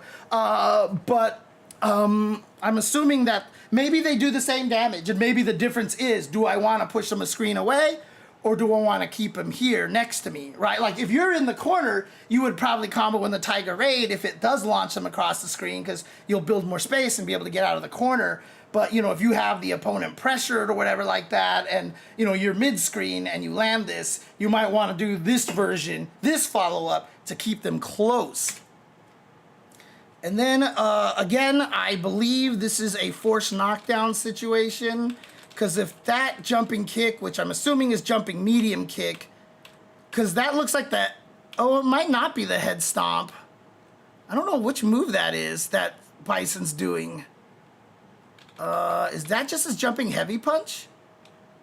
So if that's just his jumping heavy punch, what it might mean is that this jumping medium kick might knock down on counter hit and maybe not normal hit, or maybe jump medium kick just knocks down because it aims so high up, right? So cross up light kick, medium punch, crouching light punch, OD tiger shot looks like, and then that button? Dude. Like, punishing that, and, you know, it looks like Bison's light scissor kick. Of course, Bison's light scissor kick is the most punishable. It's punishable, it's -6, I think it is. Let me take a look here. I believe it's -6. Just to make sure. -5. Okay, so it's actually -5. But that is even crazier, because that is a freaking far range standing light punch. And he's really tall, so it's gonna be farther than we actually think it is. So this is actually -5 here. And so he actually hits him with a 5-frame light punch from pretty far, right? And again, the other scissor kicks have better frame data, so it's got to be 5 frames at least, right? So here we go. And then dry rush cancel into crouching strong. Now this is not normally going to combo. It's only comboing here because it's a punish counter, but I really doubt stand light punch will combo into crouching strong normally. And then he goes into the I guess someone said it's called the Tiger Nexus. What the hell? Why did my stream thing disconnect? Okay, here we go. But interestingly enough, he only does 1 hit of it, and then he stops. Like, oh, I see. No, he doesn't stop. He cancels into the level 2, and here's another ender. He knees you, and then he knees you again. Does he get you in the groin? Jesus Christ. Like, Jesus, Bison's not gonna have kids anymore. Not that he probably could ever have kids, but this is the side switch ender, right? So who knows, maybe that one does significantly less damage because it has the side switching capability. And that's usually a lot of the sacrifice, right? If you get to switch sides, you lose damage, because again, he only hits him like a couple of times there. Whereas a lot of the other things we saw, like when the pounding, when he was like pow, pow, pow, pow, and the Tiger Raid hit multiple times. So I'm assuming the one where he switches sides is probably going to do less damage. Oh, God. Okay. That's just a stand. What is this move? It's the Jinrai thing again. Oh, I see. He does that into the overhead that we saw. Okay. So the Jinrai kick over here, pow, like this, right? There we go, into the overhead. So it looks like on counter hit, because again, if you're drive rushing, it's just counter hit, and it looks like it launches on counter hit, and then this thing causes a ground bounce. A lot of the moves in this game, when axe kicks and stuff like that, most of them cause ground bounces now on juggles. And here we go, back into the level 2. And so this ender is the Jamie ender. So this probably does very little damage, but you can do stuff afterwards, like drive rush. And he does drive rush, back heavy punch, forward heavy punch, whatever this is. Dude, I gotta not build this into my brain, because it 100% looks like a back heavy punch to me. And if it turns out to be a forward heavy punch, like I'm gonna be wrecked if I ever try to use this character. Pow, drive rush into that heavy punch, launch into Odie Tiger, and look at him hitting the trails of it. Odie Tiger into level 1. So this is a level 1 and a level 2. So obviously the juggle on this one isn't gonna do, the launch isn't gonna do as much damage, but if you have a crap ton of resources and you're willing to go for it, apparently you can tack on more damage, and maybe this does more than the level 3 total or something like this, or you just want to go for a route that you spend level 2 and then you see if they're dead, and if they're not, then you can tack on extra hits, and if you need to use the level 1, which is always a nice thing to have, right? If you're in that ambiguous level where you're not sure if a level 2 or a level 3 is going to kill, but you have the option to do the level 2 and then a level 1, it's kind of nice. So, but yeah. One thing to note about, oh, interesting. Those are 2 different OD Tiger shots. Oh no, they're the same. They're the same. Okay, okay. I thought they were different. I thought he was higher on one of them and leaning down on the other one. We didn't see any Karis stuff so far, Chad Mushroom. I am assuming that his forward light kick or step kick or whatever it is might have it. Yeah, that happened somewhere else too. That happened on my thing over here as well. I just have to log into it. It's just all it is. So give me a second here. There we go. And the font is too small because I have it a different size somewhere else. So I have to grow it here. Make my font grow. Okay, here we go. There we go. Okay. Okay. So, yeah, okay. And then the super. But what's interesting about that is because of the way that these tiger shots look here, these, because he leans down when he does these tiger shots, I think it's, oh, I'm so happy they made him slim again. I've always been angry what they did to Sagat since Alpha 1, where they just made him like really wide for no reason. But like Muay Thai fighters are supposed to be slim, like they're supposed to be lanky. And so Sagat always looked really stupid being super beefy because it was just like, I'm going to try to kick you.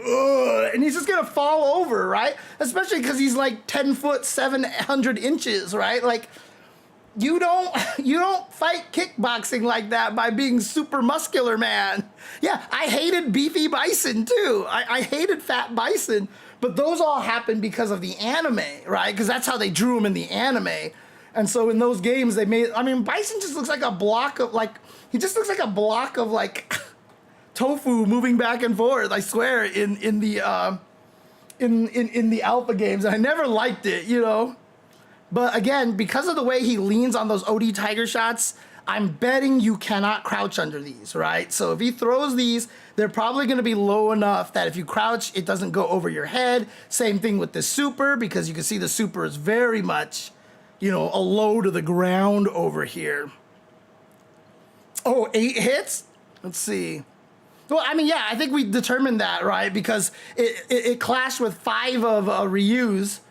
1, 2, 3, 4, 5, 6, 7, 8. Yeah, And then, of course, Sagat's talking, dude. Look at him. During the time freeze, Sagat's talking. Look at him. I will kill you. Pow. Bam. Elbow strike again. And then there's that heavy kick. Again, cancelable. Into this thing that launches again, drive rush, back heavy punch or whatever that is, into a knee, and he still can get the tiger uppercut into the launch. Dude. And then into the super, which is interesting too, because if I'm not mistaken, none of Elena's DPs cancel into her super. I think all of her DPs do not cancel into super. So Elena doesn't get this kind of benefit here. I'm just checking right here. Yeah, none of them can be canceled into super, but Sagat gets it. He is able to do it like Ryu and Ken, which makes sense. And then he just goes into pure rage mode, right? Pow! And then look at him. And he's got the tiger in the background and everything. Oh, by the way, I forgot to mention this. But when they switched over to the classic costume, you can see the background changes, right? Now it looks like what we saw in the season 3 roster reveal over here. So we see this and pow, Tiger raid, boom. And then as soon as we come into this next one over here, oh God, they changed it during the victory. Huh. No. He lost his eye a long time ago for us. He lost, oh, look at the tiger. The tiger's so happy. The tiger's so happy. Tiger's like, dinner. Yay, dinner! Oh my God, that tiger is so cute. I want to hug the tiger. Holy crap. But he's always had an eye patch. Lore is that Dan Hibiki's father basically injured his eye so that it can't be used anymore, which is why Sagat kills him. And that's why Dan Hibiki wants revenge. And so, yeah, so you can see the sky clearly less foggy. It doesn't have that weird yellow, like there's something about that yellow background that makes me feel like groggy or like woozy. And like I just woke up and I'm like, where am I kind of thing. I don't know why it gives me that feeling, but this one feels more calm and serene here. Yeah. But yeah, so you can see the background clearly looking very different here. Here we go. Yeah, but I think Sagat can handle a pet tiger more than Mike Tyson can, so. Mike Tyson can't even handle a talking dove, dude. I mean, seriously. Here we go, and then he goes into the level 3. Talking pigeon, I'm sorry, pigeon. And then this is just, fuck, dude, like, do we have to see this against every character?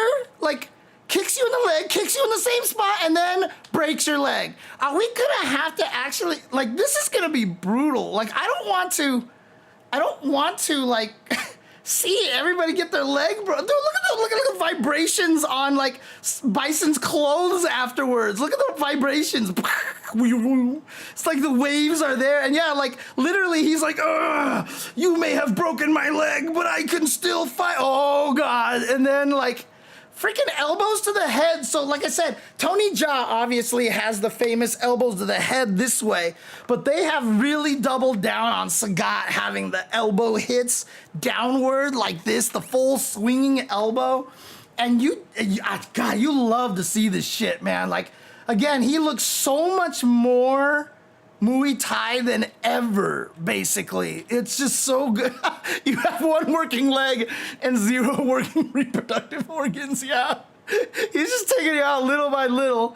And then after the fight's done and like all your limbs are broken and everything, you'll just be like, all right then, we'll call it a draw. And then pow, and then very Ryu-like. Oh, dude, if he does this to Ryu, you could recreate the Alpha 2 picture. You could recreate the Alpha 2 picture and just put Ryu down there, and there you go. And then Tiger uppercuts you. Now, it's interesting because that ending is, it's cool, and Sagat looks angry and like everything. It looks crazy.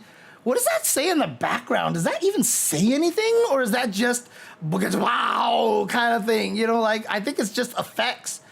But I'm really curious what his critical art is going to look like. Unless that is his critical art.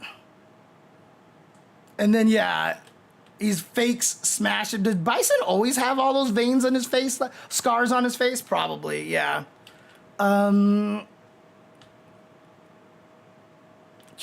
Yeah, there we go. And then he does the JP where he's like, no, I do not kill anymore. Oh, dude, did you see the sweat drip off of his face? Yeah, you see it off of his nose, right? Do you see the sweat drip off his nose? Dude, that's a really good effect. That's really cool. That's really cool. And I'm curious if there's any randomization to that element right there. That's actually really neat. Again, I love stupid little things like that. I love things like that. But yeah, I mean, this is kind of that thing, right? This is the new Sagat. Like, in the past, he would have just killed him, and he's like, no, I do not kill anymore. but you will never defeat me, as he stares down upon you and your wrecked, no longer reproducing and broken leg corpse. Yeah, so, I mean, if this is what we've got in store for season 3, look, all I'm gonna tell you is, like, I already kind of have high hopes for Viper. I really want Alex to have, you know, revenge for Street Fighter V. And I feel like that might be one of the main reasons they're putting him in this game, because they're like, fuck, we messed him up in 5. Like, he does not look good in 5. Let's just bring him back so we can actually return him to his former glory. And so, like, I am so excited how Alex is going to look. I hope he looks amazing.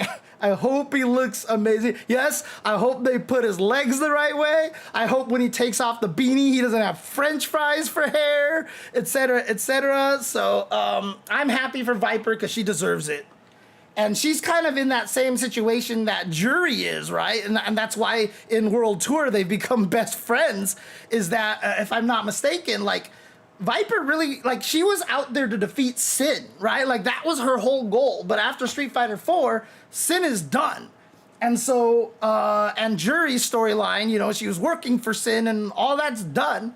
And so Jury basically has nothing to do with her life anymore. So she's just going around putting spiders in Ryu's sleeping bag. And I think, you know, Viper's just kind of doing the same. So I think they're both just having, you know, good time, Thelma Louise style. And so I'm really interested to see how they make Viper work here. I mean, honestly, with how good Sagat looks, there is some hope. Oh, dude, Yamisaru, I like how you think.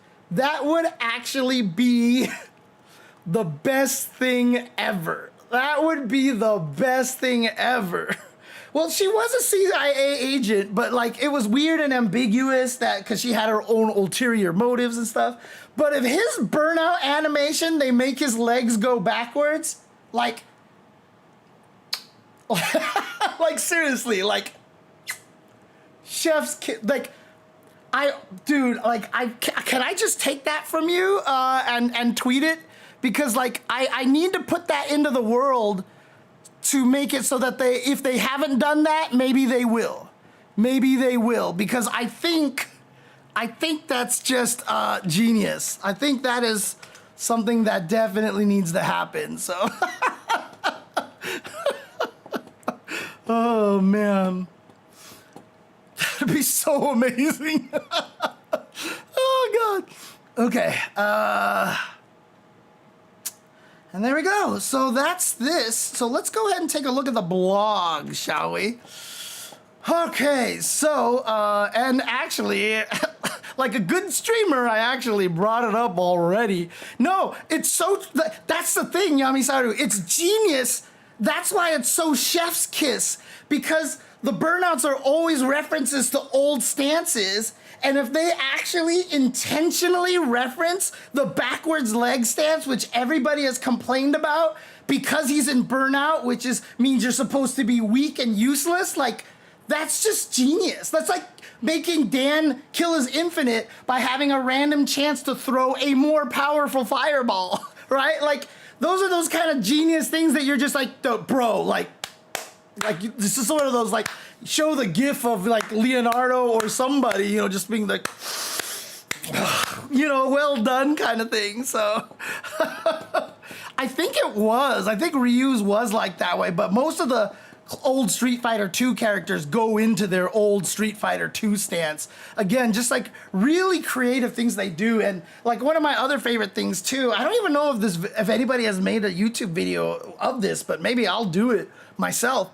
But when you're burned out and you recover from burnout, you have a different animation for standing and crouching.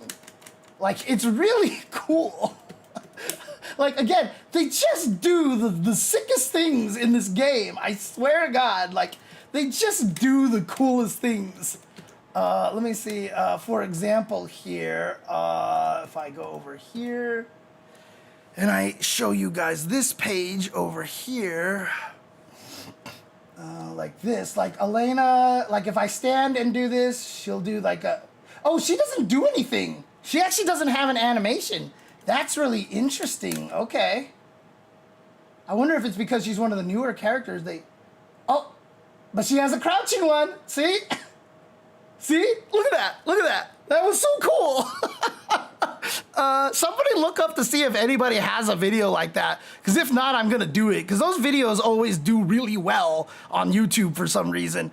Let me also do this so you can hear it as well. I'm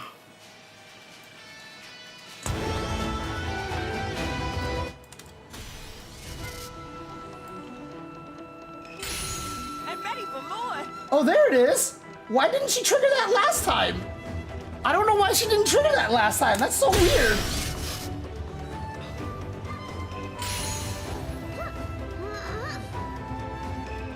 I'm ready. Wait a second.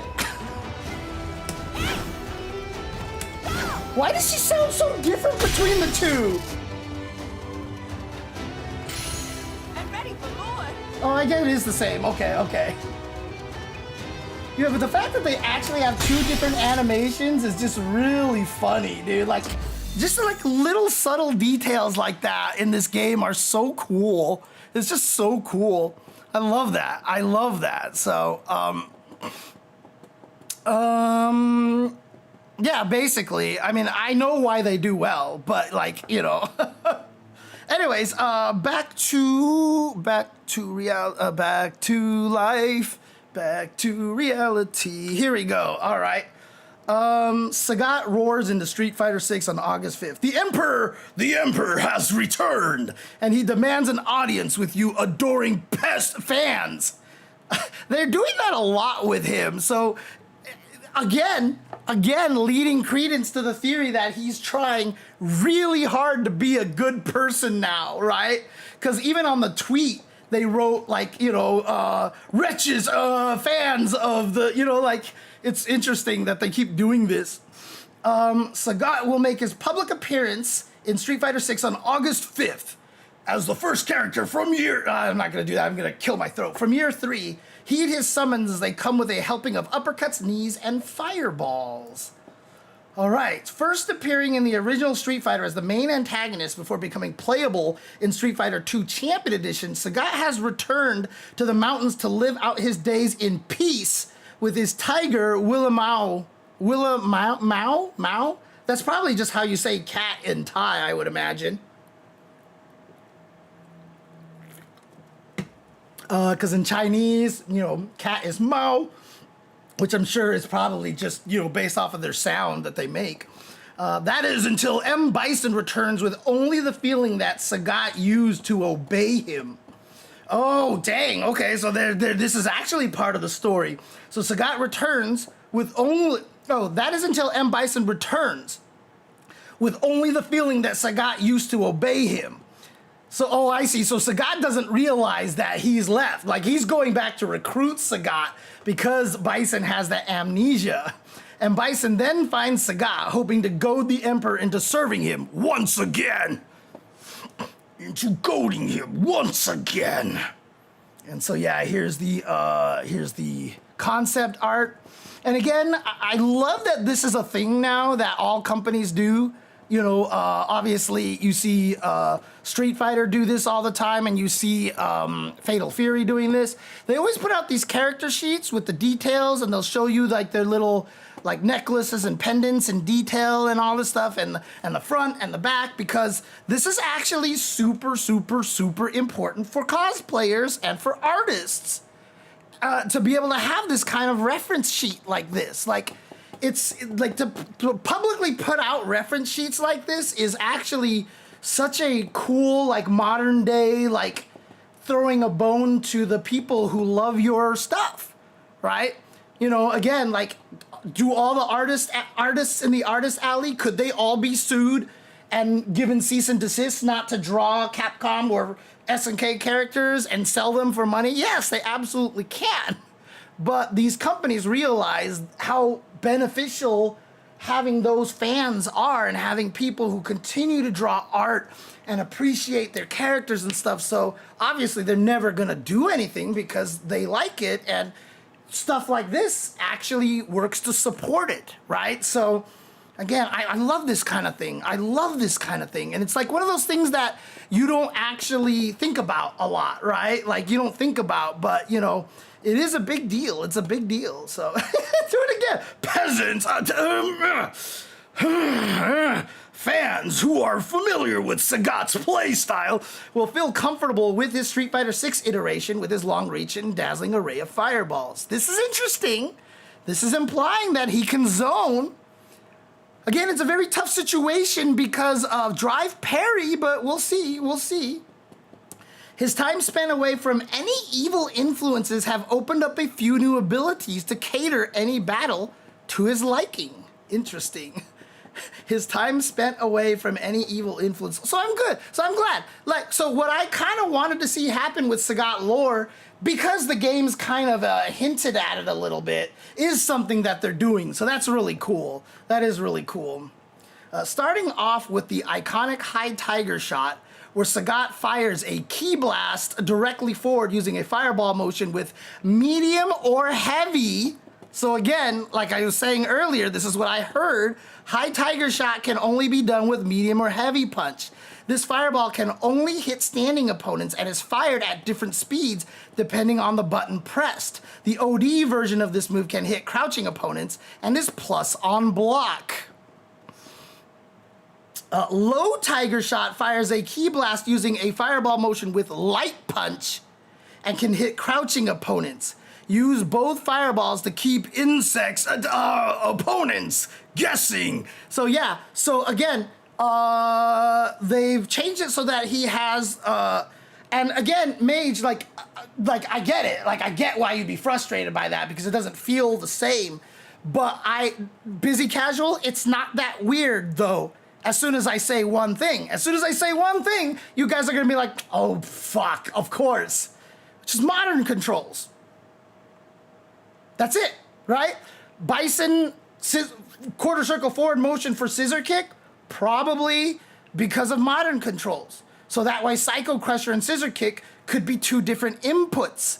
And so with modern controls, by tying them all to the punches, now you will have access to all three tiger shots in modern controls, right? You could probably just do quarter circle forward and hit the three different buttons to manually throw the tiger shots at all the different heights and speeds and stuff.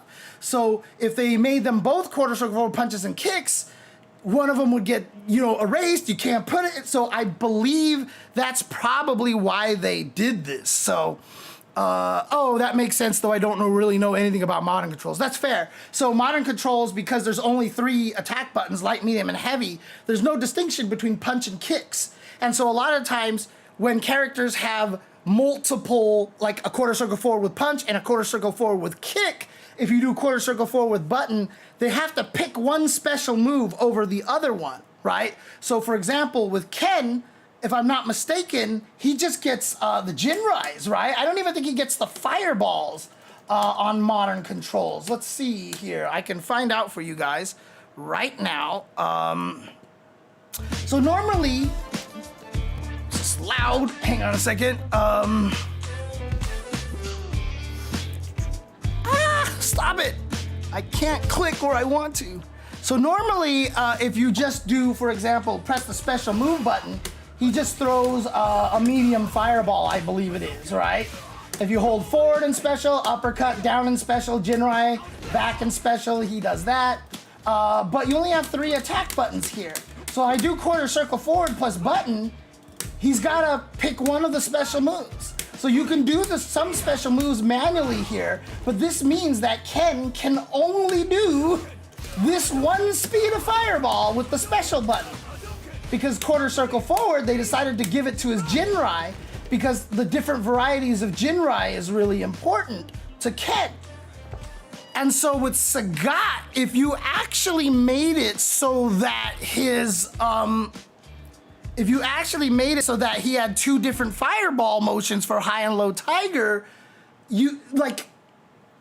would you make it so that the special move only throws the low one and then the high ones you can change? You can do with the motion? Or so what I'm guessing is they put it all in one set so that in modern controls you will have access to all 3 fireballs. So okay.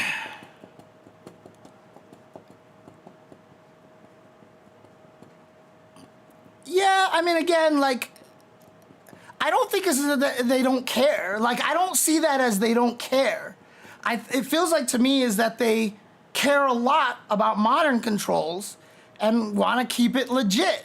Because honestly, if Sagat couldn't throw both high and low tigers at like different speeds and stuff like that, like, I feel like he's gonna be like modern Sagat will be basically useless. So, I mean, that's just design philosophy. Some people, a lot of people are going to agree with you. Modern's limitations shouldn't affect a classic character's build. But it is clear that Capcom is trying very hard to make modern controls work. And can we deny that modern controls haven't been instrumental in making Street Fighter 6 so popular in Japan? Because all of the VTubers in Japan for the Raccoon Cup and all that stuff like that, a lot of them were using modern controls. A lot of people got, I mean, we even got Tyler 1 playing Street Fighter because of modern controls, right? So, like, people always have to remember that at the end of the day, this is still a product and they still need to sell, and the more they sell, it actually helps us all in the end, right? It does help us all in the end. And so, you know, when you're designing a fighting game like this, it's rough because, like, as a developer, you know, in order to make it so that, I mean, they've done such a good job with this already too, making sure that, like, it's different and, you know, all this, but, like, if you actually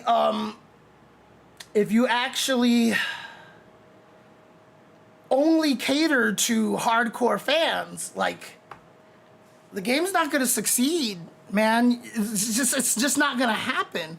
Again, in the end, it's a product, and I'm not happy with it. I don't like it. I don't like the fact that, you know, it's going to be on 2 separate buttons, but if in the end he still plays fine, then whatever, right? Then whatever. Like, let's go. Let's just go, right? And, you know, some people will be saying, well, why don't you just make it so that in modern controls, you can, when you just do quarter circle forward plus light punch, he just does the low tiger, and then the other ones are high tiger or whatever, blah. But it also affects World Tour because every character, when you're building up your avatar, you could only have 1 quarter circle forward slot. So in other words, you can't mix Kimberly Vagabond, like no World Tour character can have Kimberly's Vagabond Edge and Ryu's Fireball at the same time. You only get 1 slot for quarter circle forward. So if you made a World Tour character and High Tiger and Low Tiger were considered 2 separate special moves, you just can't, you wouldn't be able to have both of them, right? And so there's concessions to World Tour, there's concessions to Modern, etc., etc. It isn't ideal. It isn't. But again, like, I don't think it's fair to say that they don't care, right? Clearly they care a lot, and they are trying their goddamn best to get as many people to play these fighting games as they can. And they're willing to get, you know, have people be mad and then maybe play it and find out, oh, this isn't so bad, right? So, because, I mean, honestly, Sagat not having slow and fast low tiger shots is huge, because that was such a big deal, because Sagat's fast and slow fireballs, the gap between those two were massive in a lot of old games. And so the fact that he doesn't have that is very odd. And so, yeah, for sure, I can see a lot of people being mad about this and maybe like, well, forget this character. I'm not playing him anymore. But, like, let's wait till he comes out and just see how it goes. Just see how it goes, honestly. So, Kyle's slow sonic boom is super important. The iconic tiger uppercut. returns as a powerful anti-air attack. This time, if you hold down on the heavy version, the attack will be stronger, resulting in an animation with that send opposed fly. So he has Cammy's heavy DP. He has Cammy's heavy DP. So he has the ability to charge that just like Cammy. Sagat uses Tiger Knee Crush to leap forward and catch worthless dimwits opponents off guard. The distance Sagat leaps depends on the button pressed. Hitting with the very tip of the knee makes this move plus on block. The OD version will allow for further attacks if the opponent is hit against the wall. Okay, I guess that little follow-up kick or something like that either launches them higher or maybe they wall splat or something like that. So, interesting. Behold the Tiger Nexus, a brand new attack where Sagat strikes with his knee, which can be followed up with 3 different kicks. Okay, all right. What's going on with Monster Hunter Wilds? I don't know anything about it. I've heard rumblings that people are having problems with it. What is it? What is it that's happening with that game? I actually don't even know. Yeah, so that's what I thought, right? This was his V-trigger. It was very similar to his V-trigger. The first is Mighty Tiger, an overhead that hits crouching opponents. I gotta wonder if you can hit this meaty enough so that you are plus and can combo. Oh, remember what I said about this, remember? Oh, I was exactly right. My guess was exactly right. The second is Greedy Tiger, which makes Sagat plus on block. This move does miss crouching opponents, though. So yeah, so it's like a Tekken move, right? It's safe on block, but if you know, you can crouch it and block it. So what's going to be interesting is if the timing on this and the animation of this, if the timing and the animation on these are very similar, that would make this a really interesting thing, right? Because if he kind of goes kick and then you see the follow-up kick start up and you stand up and he turns out he did this, he gets plus frames. But if you stay crouching, he hits you with this. If it's a fuzzyable situation, it'll be interesting. We'll see how it goes. I mean, we could probably do a comparison on the video later on. Finally, Nova Tiger hits both standing and crouching opponents and launches enemies into the air. It's also plus on block. However, light and medium Tiger Nexus will not combo into Nova Tiger. So again, look, you can tell, I get how they're designing these games. Remember I said, like, it probably will only, like, it's gotta be, maybe you have to do the heavy Tiger Nexus or whatever, blah, blah, blah. I was right.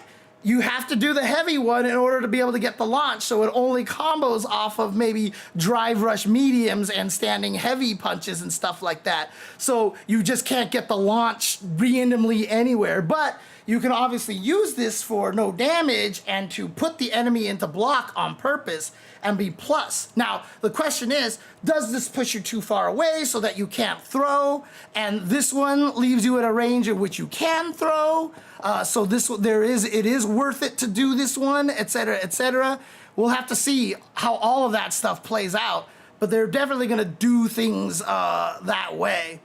I mean, again, I think the reason why they're making it plus on block is because the light and medium ones won't combo into the Nova Tiger. So, like, it's kind of one of those things that if you block the first hit or get hit by the Nova Tiger, you would just mash DP, kind of thing. So it's just, it's like very rarely going to work. But like, if you can actually use it to like steal some turns, because it's I guess they're just trying to make sure there's a reason to use it in a way. So Monster Hunter Wilds has been a performance laggard that has brought monster video cards like the RTX 490 to their knees, and the game's graphics are not good enough to justify making those video cards weep, unlike Indiana Jones and the Great Circle. Interesting. So their graphics is just not optimized then. Interesting. Do they actually use the RE engine for Monster Hunter Wilds? Is that RE engine as well? Sagat's level 1 super art, Tiger Cannon, Tiger Chow. That was Street Fighter EX, I think it was, where he had this one-hit tiger shot that just went clear across the screen, and it always he says like tiger shot or something like that, but it always sounds like tiger chow. So it's like, you know, it's the food that he feeds his tiger. Tiger chow, tiger chow. No, he only has the medium one. He only has the medium one, as you can see here. Tiger Cannon fires a mighty tiger shot, which can hit opponents after you land an OD tiger shot or a tiger nova. Oh yeah, because that's a launch, of course. Sagat's level 2 super art, Savage Tiger, will put the Emperor in favorable positions depending on the fight and is invincible on startup. Oh, okay. That they didn't say anything about invincibilities for Tiger Chow, so maybe this actually has no invincibility. So maybe he doesn't have a level 1 invincible super. Interesting. Okay, so first up is Tiger Raid, which has the highest damage of all the options. Again, I promise you I didn't read this ahead of time. I'm just good at this shit, okay? Hire me to make your fighting games. So yeah, it's the highest damage option. Second is Savage Tiger Zenith, which launches the opponent in the air and can be followed up with more attacks. Third is Savage Tiger Pendulum, which allows Sagat to switch places with his opponent. And then finally there's Savage Tiger Stomp. I mean, it's not really stomping you, but then again, I guess tigers only have feet. So I guess that makes sense. Which leaves Sagat closest to the useless enemy, allowing for better Oki, which is exactly what I said. There you go. Sagat's level 3 super art, Tiger Vanquisher, unleashes all of his power in a series of devastating kicks and a beastly uppercut. Oof. Yeah, there we go. For nostalgic fans, Sagat's outfit 2 is how he originally looked in Street Fighter 2, where he dons the Muay Thai shorts. Get this outfit in World Tour by maxing out your bond with Sagat or with fighter coins.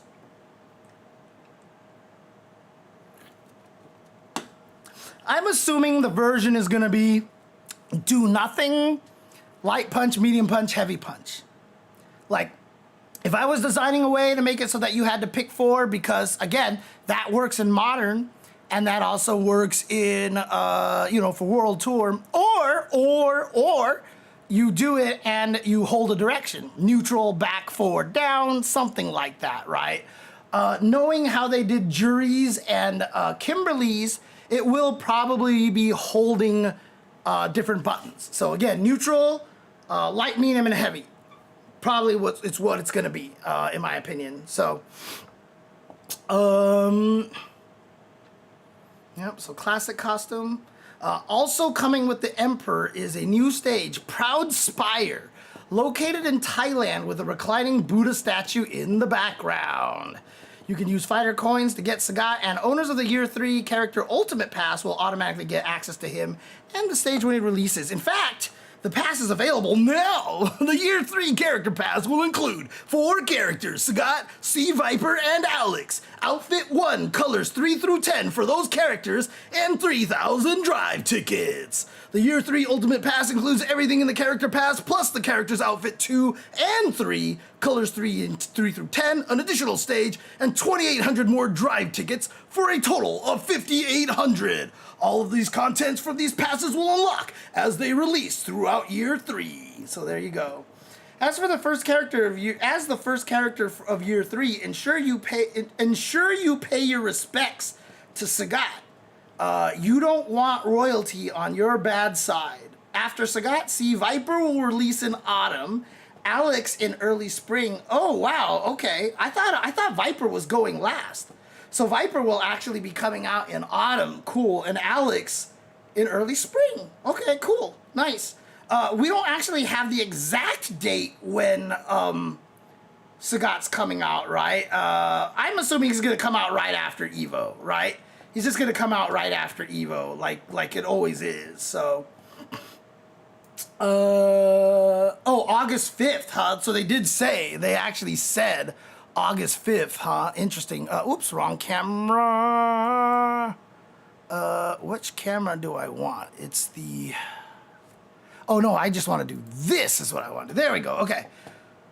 All right, so that's Sagat. I mean, he looks freaking incredible. I'm sorry. Like, this character is just... He looks so good, and he looks fun. So 2 days after Evo, yep, August 5th for Sagat. Okay, there you go. I mean, he looks great. He looks great. And there's a reason why I think everybody on the internet is going nuts, because this character, he just looks so good. He really does. He looks so good. His moves look brutal, and like he looks like a really well detailed character, right? You know, after we've had, you know, Street Fighter 5, you know, what was it, season 4 characters, like, you know, like, was it Sakura and stuff that just look kind of funky, right?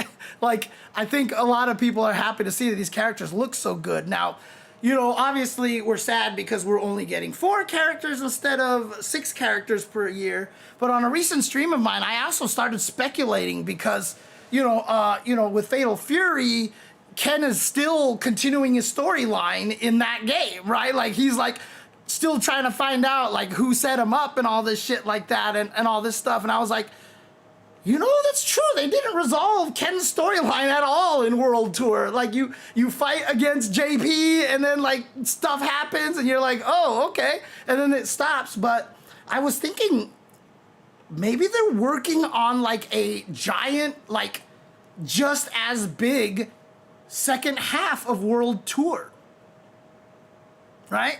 And if they're working on a giant second half of World Tour, maybe their resources are just split and it's just taking way more work.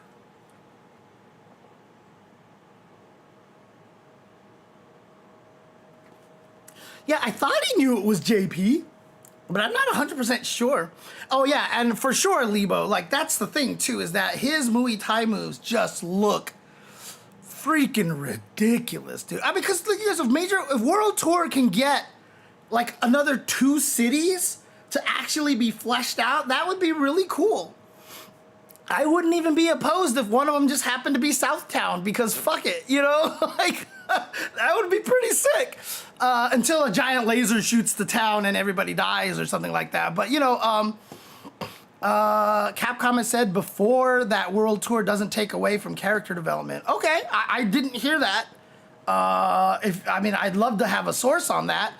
They could be lying, but I doubt that they would want to do that.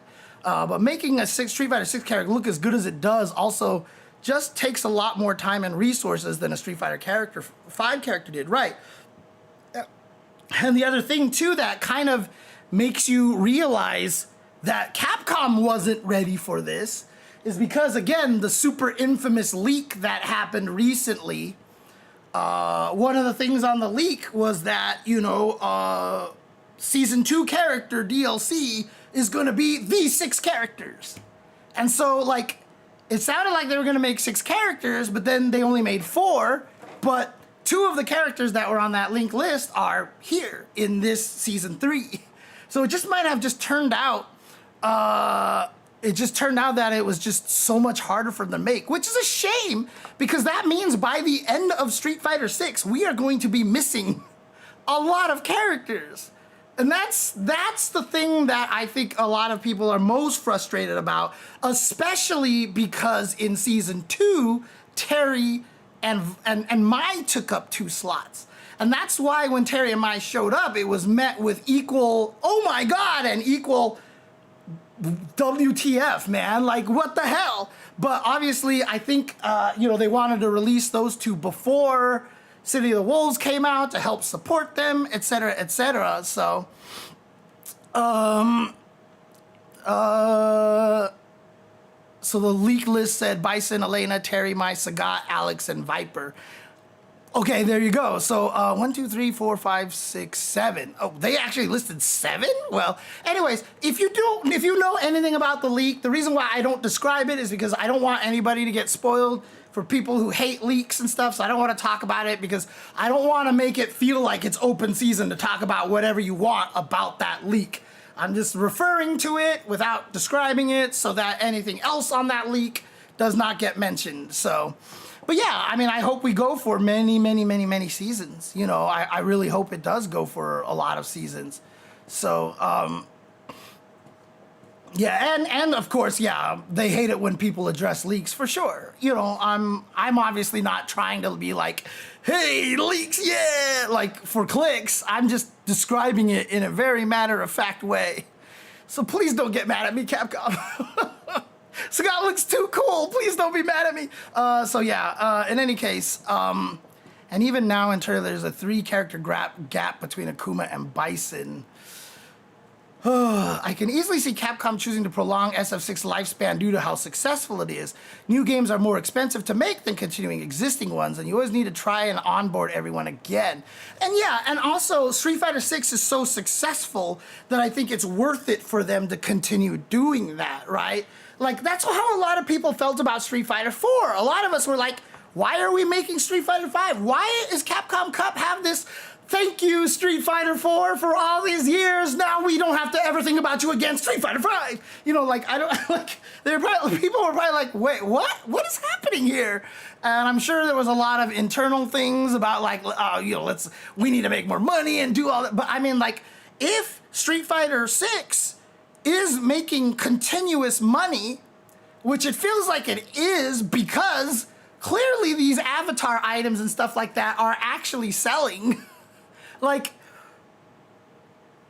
maybe like they can keep making money this way, and if that means prolonging Street Fighter 6 for quite some time, I'm for it. You know, as long as they are willing to make heavy changes to the systems.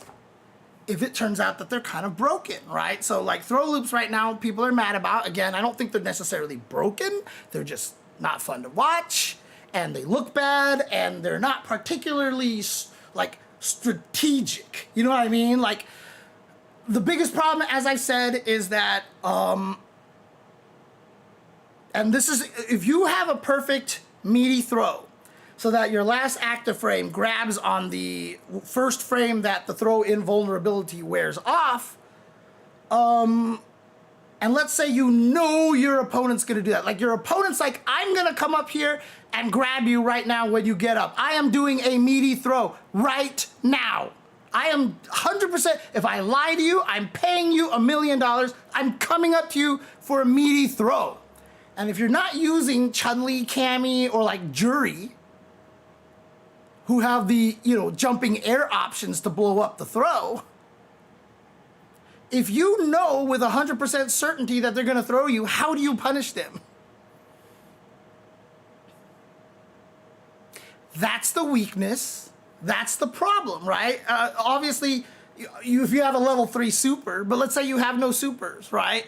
Okay, I do an OD uppercut. Woo! You know, like, if you have like just the hardest read that they're gonna go for a throw, you can't punish them. You can't. You literally can't. Even backdash doesn't work, because if you optimize your throw so that the last frame connects on their first non-throw invulnerable frame, you recover, maybe, you might be like +1 or +2, you might even still be minus, I don't remember, but you can't punish them. You literally can't punish them. And so that's the weakness with throw loops, right? And so all you have to do is just implement a way that hard read lets you blow them up, which is why I've always said, just make it so that if you throw a backdash, it creates a slow motion.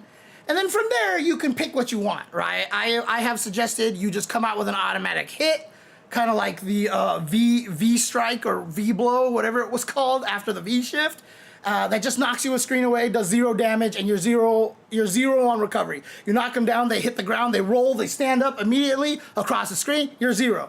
Or someone suggested a no damage throw that just switches sides, which would be kind of fucked up. You could just make it so it's like a perfect parry, so that it goes, and now you just get 50% scaling, and you get to do whatever you want.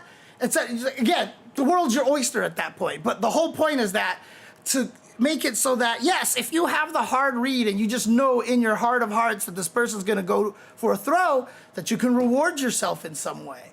But currently, there's no way to do that. The best thing that you can do is hold up forward and just eat the crosscut. Like, that's the best you can do. That's the best you can do. Unless you have an air special move that drops you back down to the ground. So,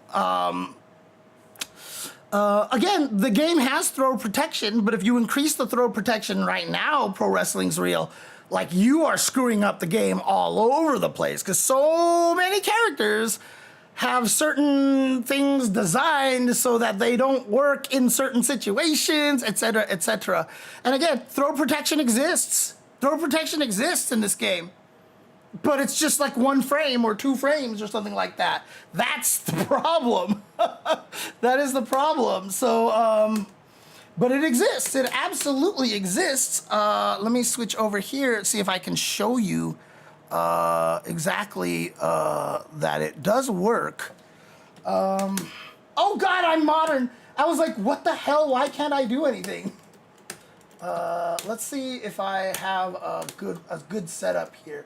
Did I even change it? I did not. How did that happen? Oh, I must have just hit back is what it is.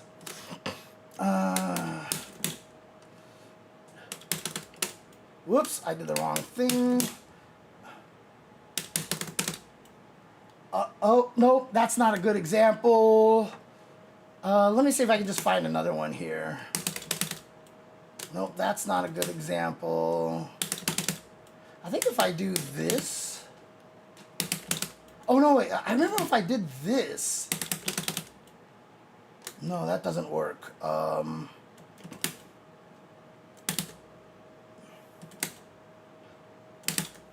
that's +1 frame. That's +6. That'll work. Whoops. It didn't work. I messed it up last time. I didn't do it fast. That's +7. Jesus Christ. 17 frames, 18 frames, 19 frames. All right, let's try this. All right, so yeah, you have 1 frame of throw protection here. Yep, there you go. So you have 1 frame of throw protection here. If you look here on the screen here, the opponent has recovered. They are up. And here are the 3 active frames of the throw. As you can see right here, this one is connecting after the opponent has gotten up, but it is not connecting. So you do have 1 frame. You do have 1 frame. And I mean, it sounds like it can be kind of useless, but in a way it is helpful in that there are certain situations that make it, because that throw protection frame, it becomes like after certain things are plus, because you have that same throw protection after you get hit as well. So like if someone like tries to throw you, let me see, yeah, like this, right? So like there are some situations that moves that leave you plus enough that when you try to throw, as you can see here, like it'll miss and stuff. So they have a lot of things calculated that way to make it work. And so there you go. You can see, actually, oh, that's right. I think on hit and block, it's 2 frames. On wake up, it's 1. Because here you see the 2 frames connecting here. Interesting. I could have swore on knockdown it was also... Oops.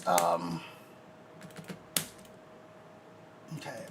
What is this? What is this plus? 33. This is plus 25, huh? So if I did that, that's plus 8 frames. So what I'm looking for is plus 5.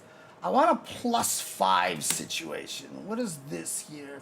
This is 22, and this is 25. So 22, I want a 17 frame move, which was crouching light kick.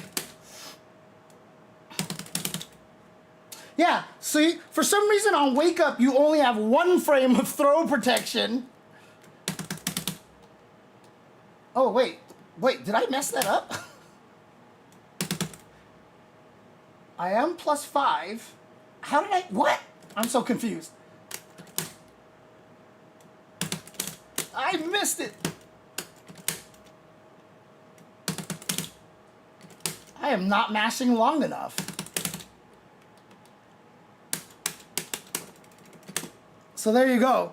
Yeah, on the second frame, it's grabbing. But after hit stun and after block stun, I think you have 2 frames of throw invulnerability. But on wake up, there's only 1, which is very, very weird. Yeah, it absolutely can save you from eating Zangief level 3. Absolutely.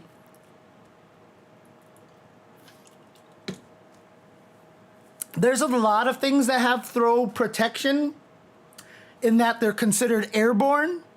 Like they have airborne properties, even though like they're not necessarily airborne and stuff like that, but like there are definitely things like that. And so, yeah, Amnesia just has throw invulnerability. This is all it is. So, and it is, right? And that's what my whole point is like, is it also feels bad. When you lose the throw loops, it just feels bad. So like, getting rid of throw loops, I think, is kind of pressing in a way. I think like getting rid of them or having a way to blow them up. And, you know, you can do that, like I said, by making it so that backdashes destroy throws. Because like I said, if you just made a move, like let's just say if you threw a backdash and you grab at the air and it triggers a follow-up attack and the person follow-up attacks and does 10,000 damage, nobody will throw ever again, right? Like, because you're just like, once you get him in the corner, you're like, I'm not going to throw. Screw that. So again, it's like, it's not that the throws are necessarily broken. It's just that, like I said, if you know they're going to throw, you can't punish them for it.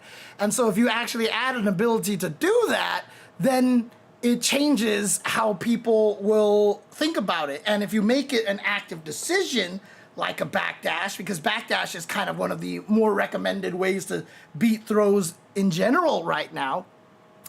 And just to show you this, just to show you, to prove to you this point here as well, let's see here. I was +6 at one point. Actually, no, that setup that I was doing is going to be perfect here. So, let's have Ryu backdash on wake up.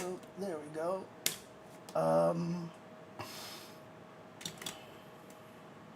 Yep, okay, there we go.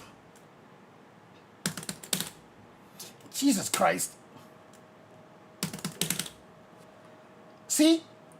That is an almost perfectly timed, actually, so that's 17. Do I have a 16 frame move here? 18, 17, no, all right, no worries then. Well, what did I do when I did this? Oh, that wasn't gonna grab, that's not gonna grab. Okay, I'll just do the other one.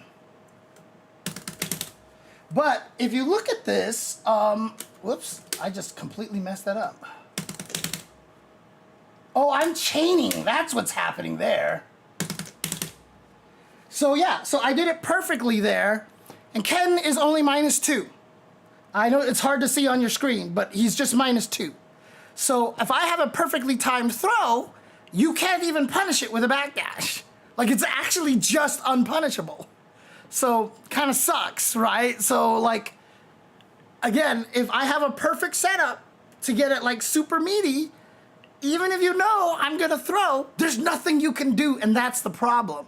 And so actively putting stuff in there would help. Right now, they tried to make it better by so that if you tech, you gain a lot of drive gauge back, right? That's one of the things they tried to do, but if you tech, you're still in the corner and it still sucks, right?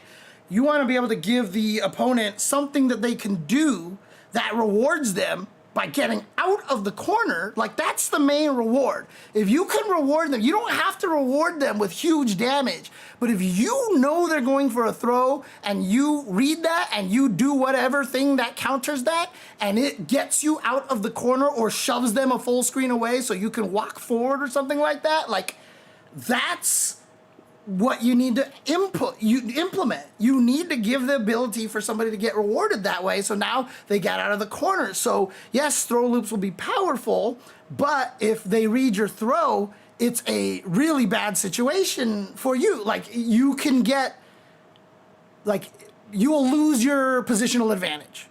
And that's kind of the best thing that you could do. So, let's see. Doesn't Tekken have extremely long throw break windows?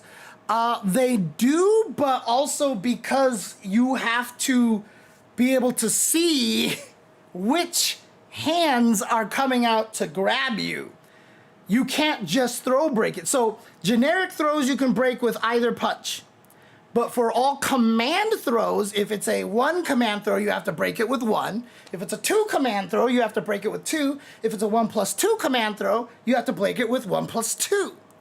And the only way you can do that on reaction is actually by seeing which hands they reach out to grab you with. And so they make the throw window a little bit bigger. And that's, you know, some characters, I don't know if this is actually true, but I believe like some characters don't have command throws with the 2, or some that don't have command throws with 1+2. And so that's what makes it a little bit trickier. Like that's what makes it so that their throw game is weaker, right? If you have all 3, that's helpful. And then how did they make King be a legit grappler that way? It's because King is the only character that I know of, at least, where his giant swing, which is forward, half circle forward +1, that he reaches with both hands to grab you. So King just has a natural built-in, if you see him reach with both hands, 50-50, right? Which is why originally they made Muscle Buster unbufferable.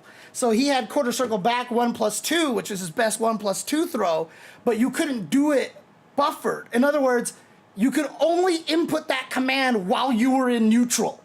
If you were in the middle of a move recovery or in the middle of hit stun or whatever like that, the down, back wouldn't register unless you were in neutral. So that was kind of one of the ways they balanced it out a little bit, right? So like if you see King just immediately come out of a situation with both hands, you know that's giant swing. But if he waits a little bit and then he comes out with both hands, then there's a chance that that's the Muscle Buster. In Tekken 7, they took that away in one of the patches. They just made it so that now you can buffer the Muscle Buster, and it's still like that in 8. So it's now, King is really kind of scary right now. His throw game is actually like legit kind of scary. So, but again, yeah, the throw breaks require visual reaction, and I can't do it. And I'm left-right dyslexic. So if I'm on one side and I'm on the other side and I see this hand grab and I see that hand grab, I'm like, that's it. Like, there's no way that I'll be able to know, like, oh, if I see the front hand grab when I'm facing left, that's a 2 break. When I see the front hand grab when I'm facing the other direction, it's a 1 break. No, I'm done. I just guess. That's it.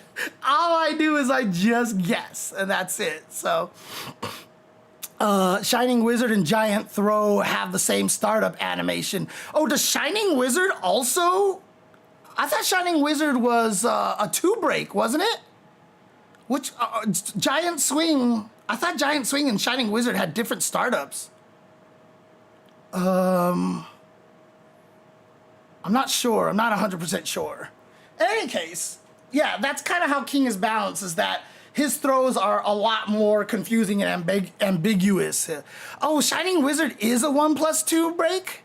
No, Shining Wizard is just a 2 break, isn't it? So I'm getting conflicted responses here in the chat. And this is what happens when you talk about Tekken. Not calling out all the Tekken fans in the chat, but I swear to God, no game results in 2 people saying the exact opposite things more often than Tekken, okay? Like I said, not throwing shade to the Tekken fans out there, but I'm throwing shade to the Tekken fans out there. You will never get more times when people actually say 2 exact opposite things more often in chat than when you talk about Tekken. So, oh my God. All right. Here, we're gonna do this here. Plus King Tekken 8 Shining Wizard break. So according to this in Reddit, someone says, I just realized Shining Wizard is a 1+2 break. So I've been trying to break it with 2 for the past year. I always thought I was too slow. Since I can't tell throw breaks by looking, with King, I just do 1+2 when he ran up to me and 1 when he stands. So there you go. It is 1+2. It's 1+2. It's 1+. I'm not banning it. Come on, dude. Come on, Forrest. Whatever, dude. It's fine, dude. Come on. Come on. It's not that serious, man. It's not that serious. So it's a 1+2 break. Okay. So that's why it has the same startup as the, that's why a lot of people have said before, because I always use the Muscle Buster instead, especially when they allowed you to buffer it, instead of the Shining Wizard. But everybody used to always tell me when I first started Tekken 7, the mix-up is Giant Swing and Muscle Buster. That's the mix-up. And I was never good at that because I couldn't do instant while running Shining Wizard, because that requires a 1 frame. It's 1 frame accurate, right? You literally have to hit the buttons 1 frame after you tap forward 3 times, right? Like it's tap, tap, tap button, and it has to be 1 frame, otherwise it won't happen. They made that so much more lenient in Tekken 8. It's so much easier to do instant while runnings in Tekken 8, or I just got good and I don't know. But I was doing instant while runnings in Tekken 8 like nobody's business.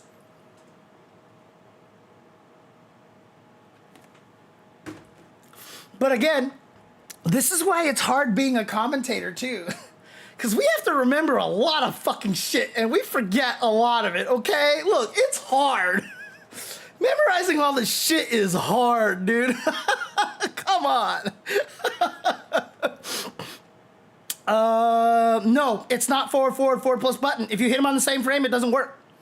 It literally has to be 1 frame apart. At least in Tekken 7 it is. I tested it in Tekken 7 because I asked people online, I was like, so how do you do instant while runnings? And people are like, I just do like forward, forward, back, forward, this, or I just do this. I just kind of, and I was like, does nobody know the actual technical answer to this? And I got so mad. I was like, does nobody actually know the real technical answer? Someone's like, yeah, I just do it by this. Yeah, I just do it by this. Yeah, I just do it like this. And I'm like, bro. So like I actually sat there and labbed it, and what I figured out it's just, yeah, so that's the thing, is 444, you say really quickly? No, you don't have to do it really quickly. If you do it really quickly, it tricks your brain into pushing the punch button or whatever button faster, so it comes out more likely. But I was doing it by just going forward, forward, button.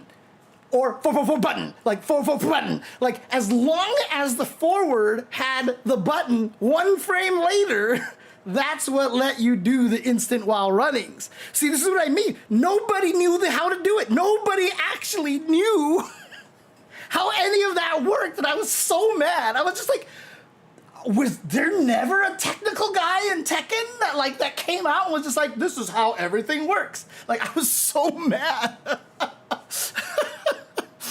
Oh, man. Anyways. Jesus Christ, I've been going on for a long time already. I could do the next section pretty short, and I forgot to highlight the thing. I didn't even highlight the thing. Forgot to highlight the thing. Dang it. Okay. But yeah, so just to sum up everything here, Sagat looks really cool. Someone in the chat said that they did say that they're dropping the costumes alongside the first set of swimsuit costumes alongside Sagat. I'm still not convinced that they aren't going to put more system changes in there. I feel like that they might actually try to do actual system changes still. Like, I don't think it's over. Like, a lot of people are like, oh no, they didn't fix throw loops. Well, we gotta live with it for a year now.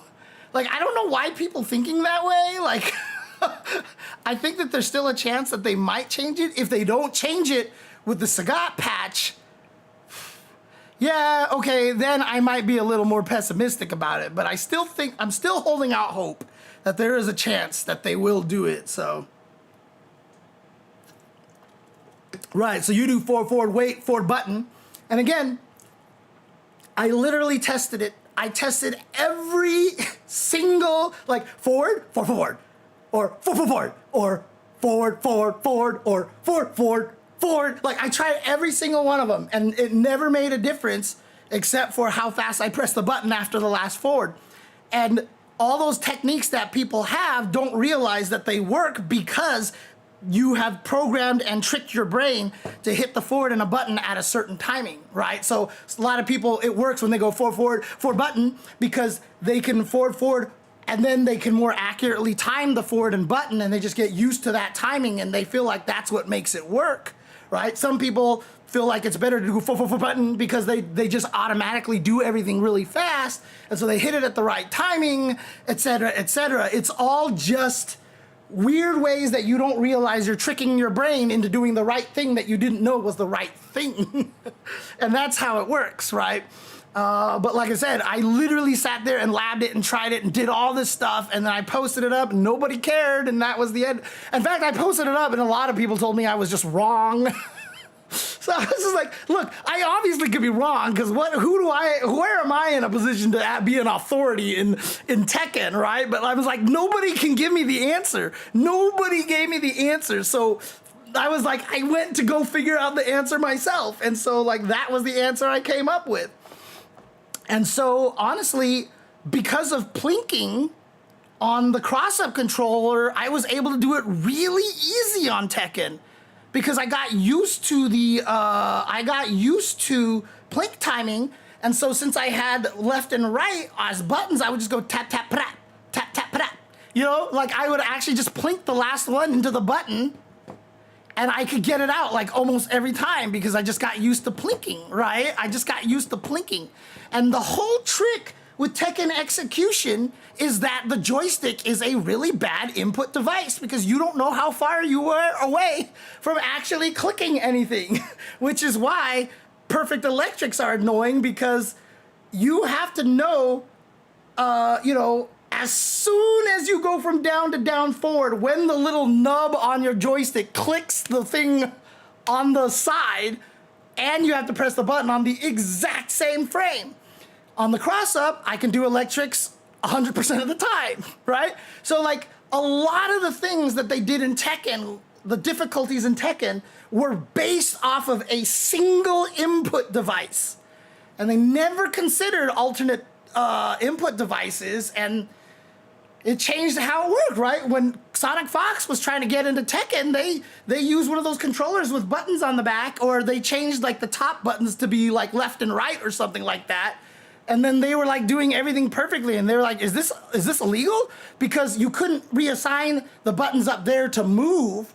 You had to go into the game's, the console system and use the accessibility options to swap what the button thought it was. You couldn't do it in game, but they could do it that way, and that rose up a big stink and stuff like that. So, I mean, the craziest thing about it was, I know Heihachi has a move that's literally like forward, neutral, and then down forward plus 2 buttons, right? He literally has a move that's like that.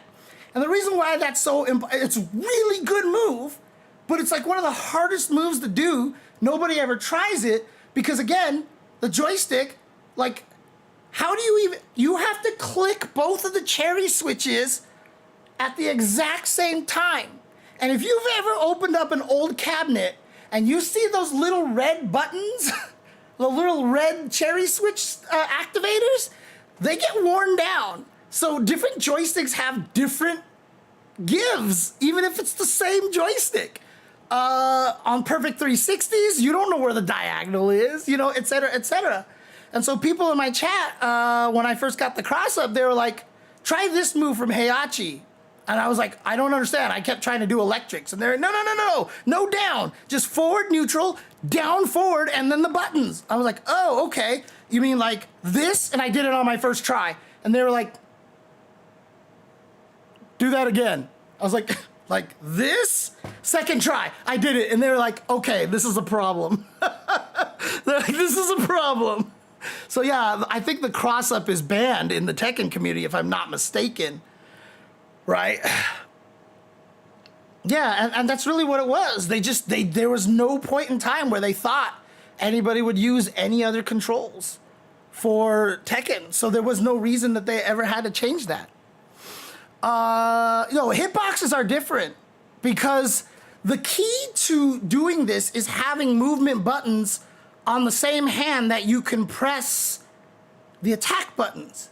Because you'll find that hitting buttons simultaneously with both hands is still infinitely harder than hitting buttons simultaneous with one hand. It is such a massive difference. Even if I have to hit these two and this button at the same time, it's that much harder to do than if I had those buttons over here and just went bap.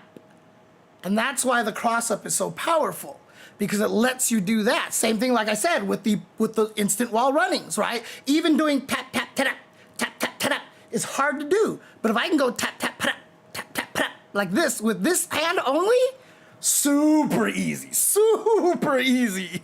Holy crap. So the cross-up has movement buttons on the right because that's legal because of control pads, because control pads say that you have to have the analog controller and then the directional buttons, right? And so the cross-up was legal because technically you had one controller here and one controller there. Because of pads, tournaments had the rule that it's legal to have 2 ups, 2 downs, 2 lefts, and 2 rights. And so the cross-up put 4 of them on the right side, and it was just super broken. It was just really, really good. Now, in some events, it's not banned. In some events, it is. I think it's banned in the Capcom Pro Tour, for example. But yeah, it's interesting, like how that all worked. So, the extra button extensions can't be bound to direction, can they? No. Well, you can. The combo extensions that they have, you can, but it would require modding on your controller. And that's an interesting question.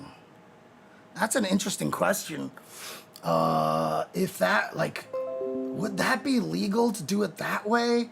I mean, I don't know if there is a way that they've lawyered it so that they just make it so that, you can't do this, or if it's just, look, we can't lawyer it, sorry, cross-up is banned.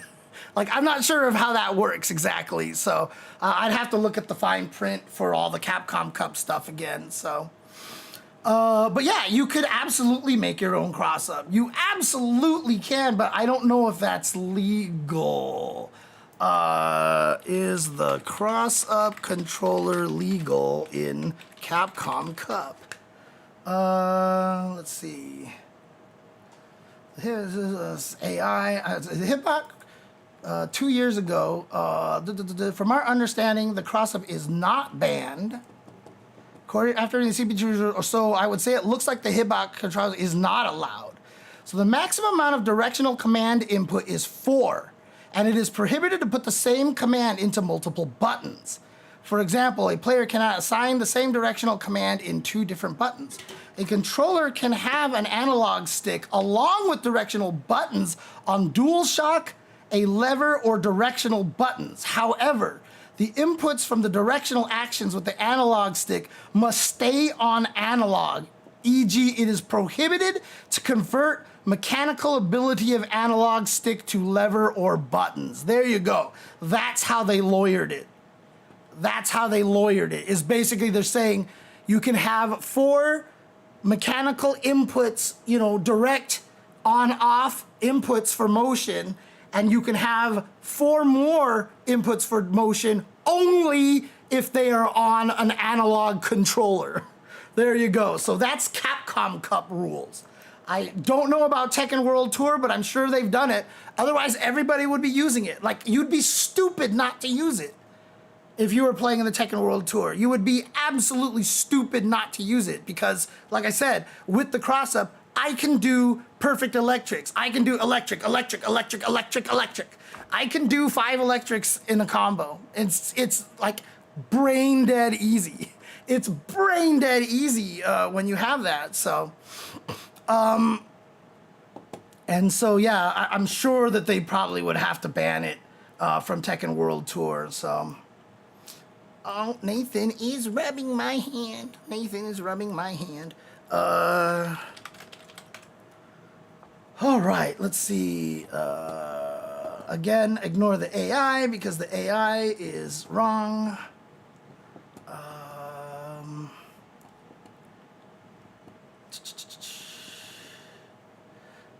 I don't see anything about it. Oh, here we go. 1 year ago, Chris F. asked that question. Is the hip-hop cross-up controller tournament legal for Tekken 8? No, due to being able to switch profiles with macros. Apparently, there's a switch on the cross-up that lets you do this. Huh? I don't know what that means. I don't know what... That did not answer my question at all.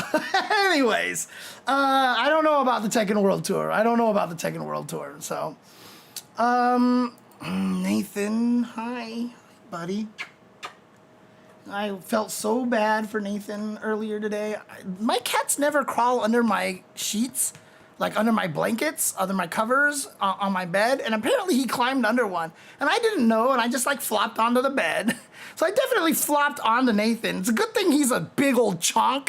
So like I obviously didn't injure him, but like I felt really bad.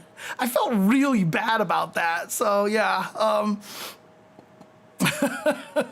Oh man. Hi Nathan. Hi buddy. Oh God, look at him. Why is he so cute? Why are you so cute, Nathan? Why are you so cute? Why are you so cute? Oh, look at him. Look at him. Oh, you're looking at my face. You're looking at my face to see if I'm paying attention to you, aren't you? You're like, don't play with that thing. Play with me. Feed me. Feed me, please. Please. Look at him. Look at him. Oh. Hi, Nathan. Yeah, I basically Sagat, like, elbowed him, I felt like. You do not look happy. He's like, this is what I have to deal with, chat. Save me. Nathan is about... Nathan and Jasmine are both about 12 years old at this point. So, 12 years old. I mean...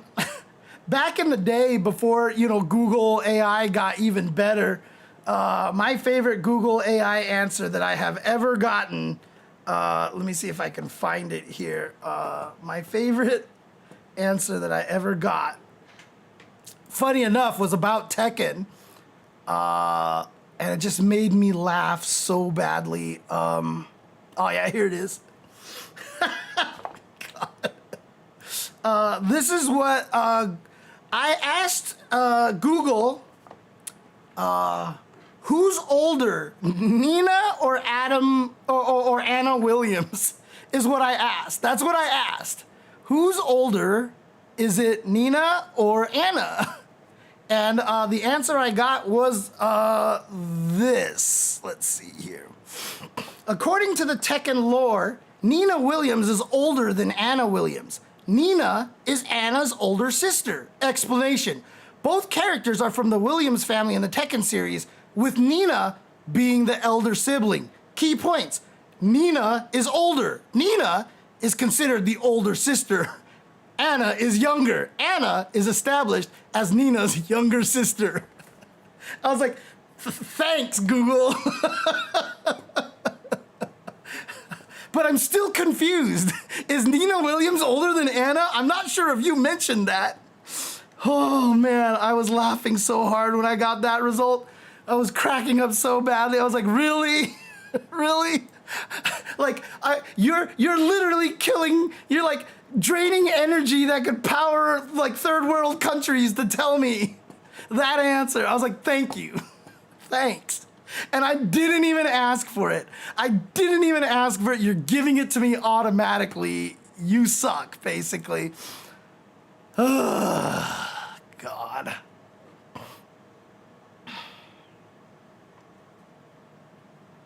Okay, do I want to do this last part, or do I just want to go ahead and call it a night here?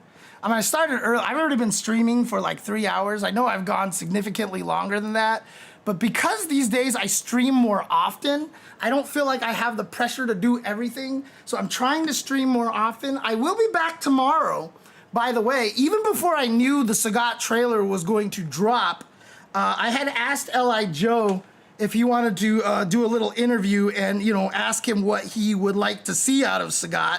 Now that that conversation is obviously changing into, what did you think of Sagat? So yeah, so hopefully I'll get him tomorrow, and we will do I'll do an interview with L.I. Joe tomorrow. And then I can talk about this fighting Street Fighter 6 CPU thing some other day, because, no, you're right, Petties, I am feeling the energy weight. One of the things that, it's weird, I don't know if it's any of the new medication I'm taking or whatever, but also, like, my body temperature regulation is just, like, completely messed up. I don't know if you can tell, but, like, I'm, like, sweating really badly right now. I'm in shorts and I'm in a t-shirt. I've got a fan like blowing on me. It is warm in here, and I don't want to turn on the air conditioner because it costs a lot, but it's not that warm. Like, I'm in Santa Monica. It doesn't get that warm, right? Like, it's not actually hot here, but I am just completely like sweating like a pig, but my feet are always freezing. Like, I can't not wear socks these days. As soon as I take off my socks, my feet are just like freezing to death. And I don't know if it's like some medication I'm taking or something like that.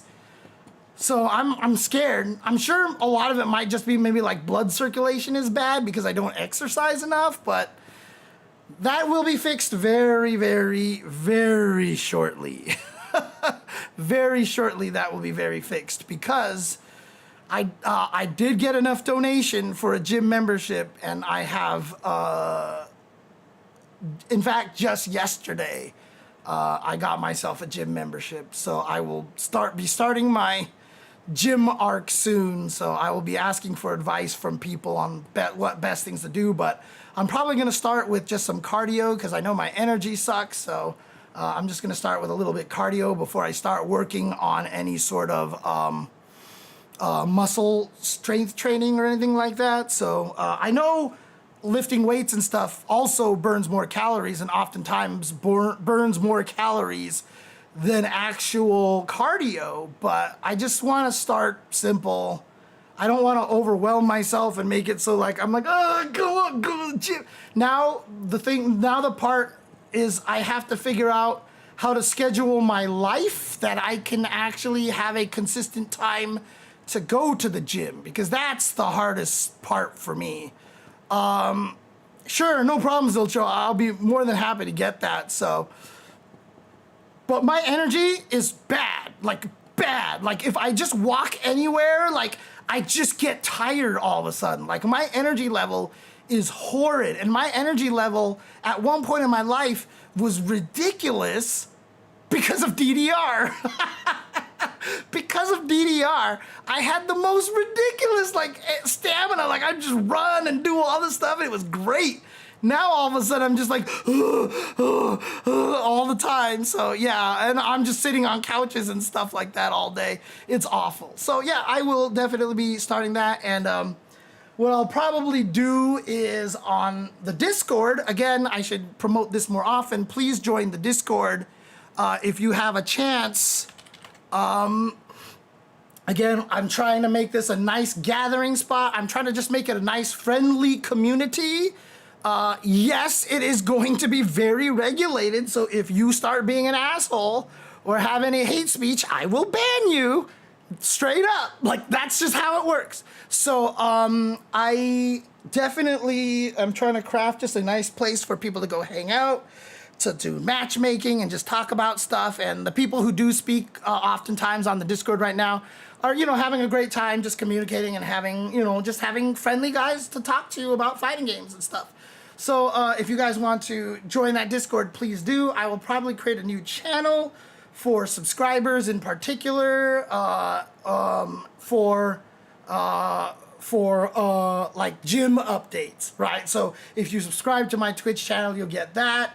I'm probably also gonna set up a Ko-fi account, a K-O-F-I account, basically with just the monthly goal of covering my cat's insurance, because that shit is expensive. And then if you are on Ko-fi and Ko-fi, whatever it's called, and you actually contribute to that, I'll also have a channel only for Ko-fi subscribers, where I post up lots of cute pictures and videos of my cats. So that'll probably happen soon at some point in time. So in any case, I'm really freaking hot. I really need to go cool down and chill. So thank you guys for watching. Sagat looks amazing. I'll talk about fighting those SF6 CPUs at some other time in the future. But tomorrow I will be trying to talk to L.I. Joe. So please keep an eye out for that. It should start around like 5 p.m. my time. It'll start a little bit earlier because I'm trying to cater to his time, and he's East Coast, obviously, and I don't want to keep him up too late. So it should start a little bit earlier than normal if everything goes according to plan. So, oh, hey, thank you, Sarah Death. And Sarah Death, obviously, long-time viewer, long-time subscriber, always hung out during all my old Soul Calibur streams, which was really fun. Still, one of these days, Sarah Death, I gotta figure out a way to get you out to an event.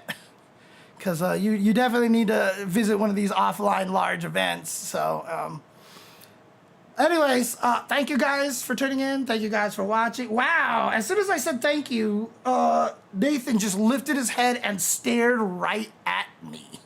He recognizes the words. Like, he always, as soon as I say there's something, and I guess it's the thank you, but like as soon as I say it like that, he knows the stream is ending and he gets really excited about it. Let me see if I can get him to do it again. Okay. So I'm just gonna pretend to talk to you guys on stream, you know, cause cats are really funny and stuff, and Nathan just wants the belly rubs and everything, and he really enjoys that and stuff. And oh, look at him, he is so cute.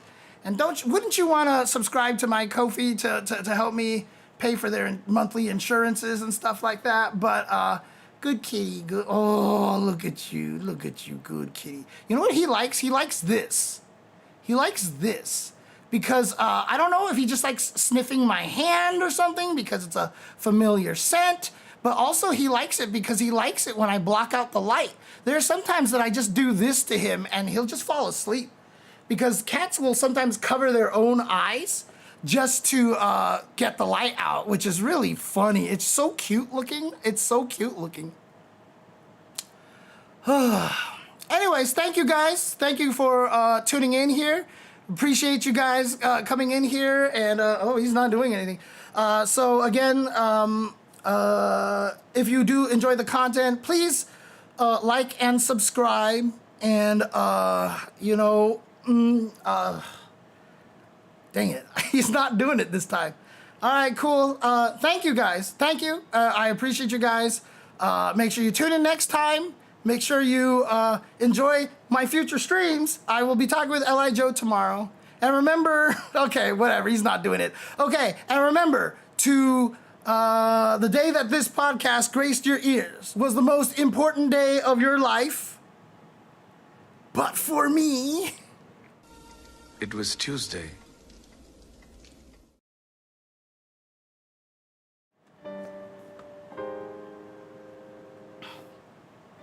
I haven't raided somebody in a while. Let me see if I can raid somebody really quick.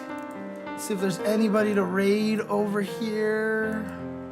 Who do we got? Who do we got? Nauman, Snake Eyes, Vesper Arcade, Zaffarino. Oh, dang. Okay, Zaffarino and F-Champ are collabing here. 801 Strider.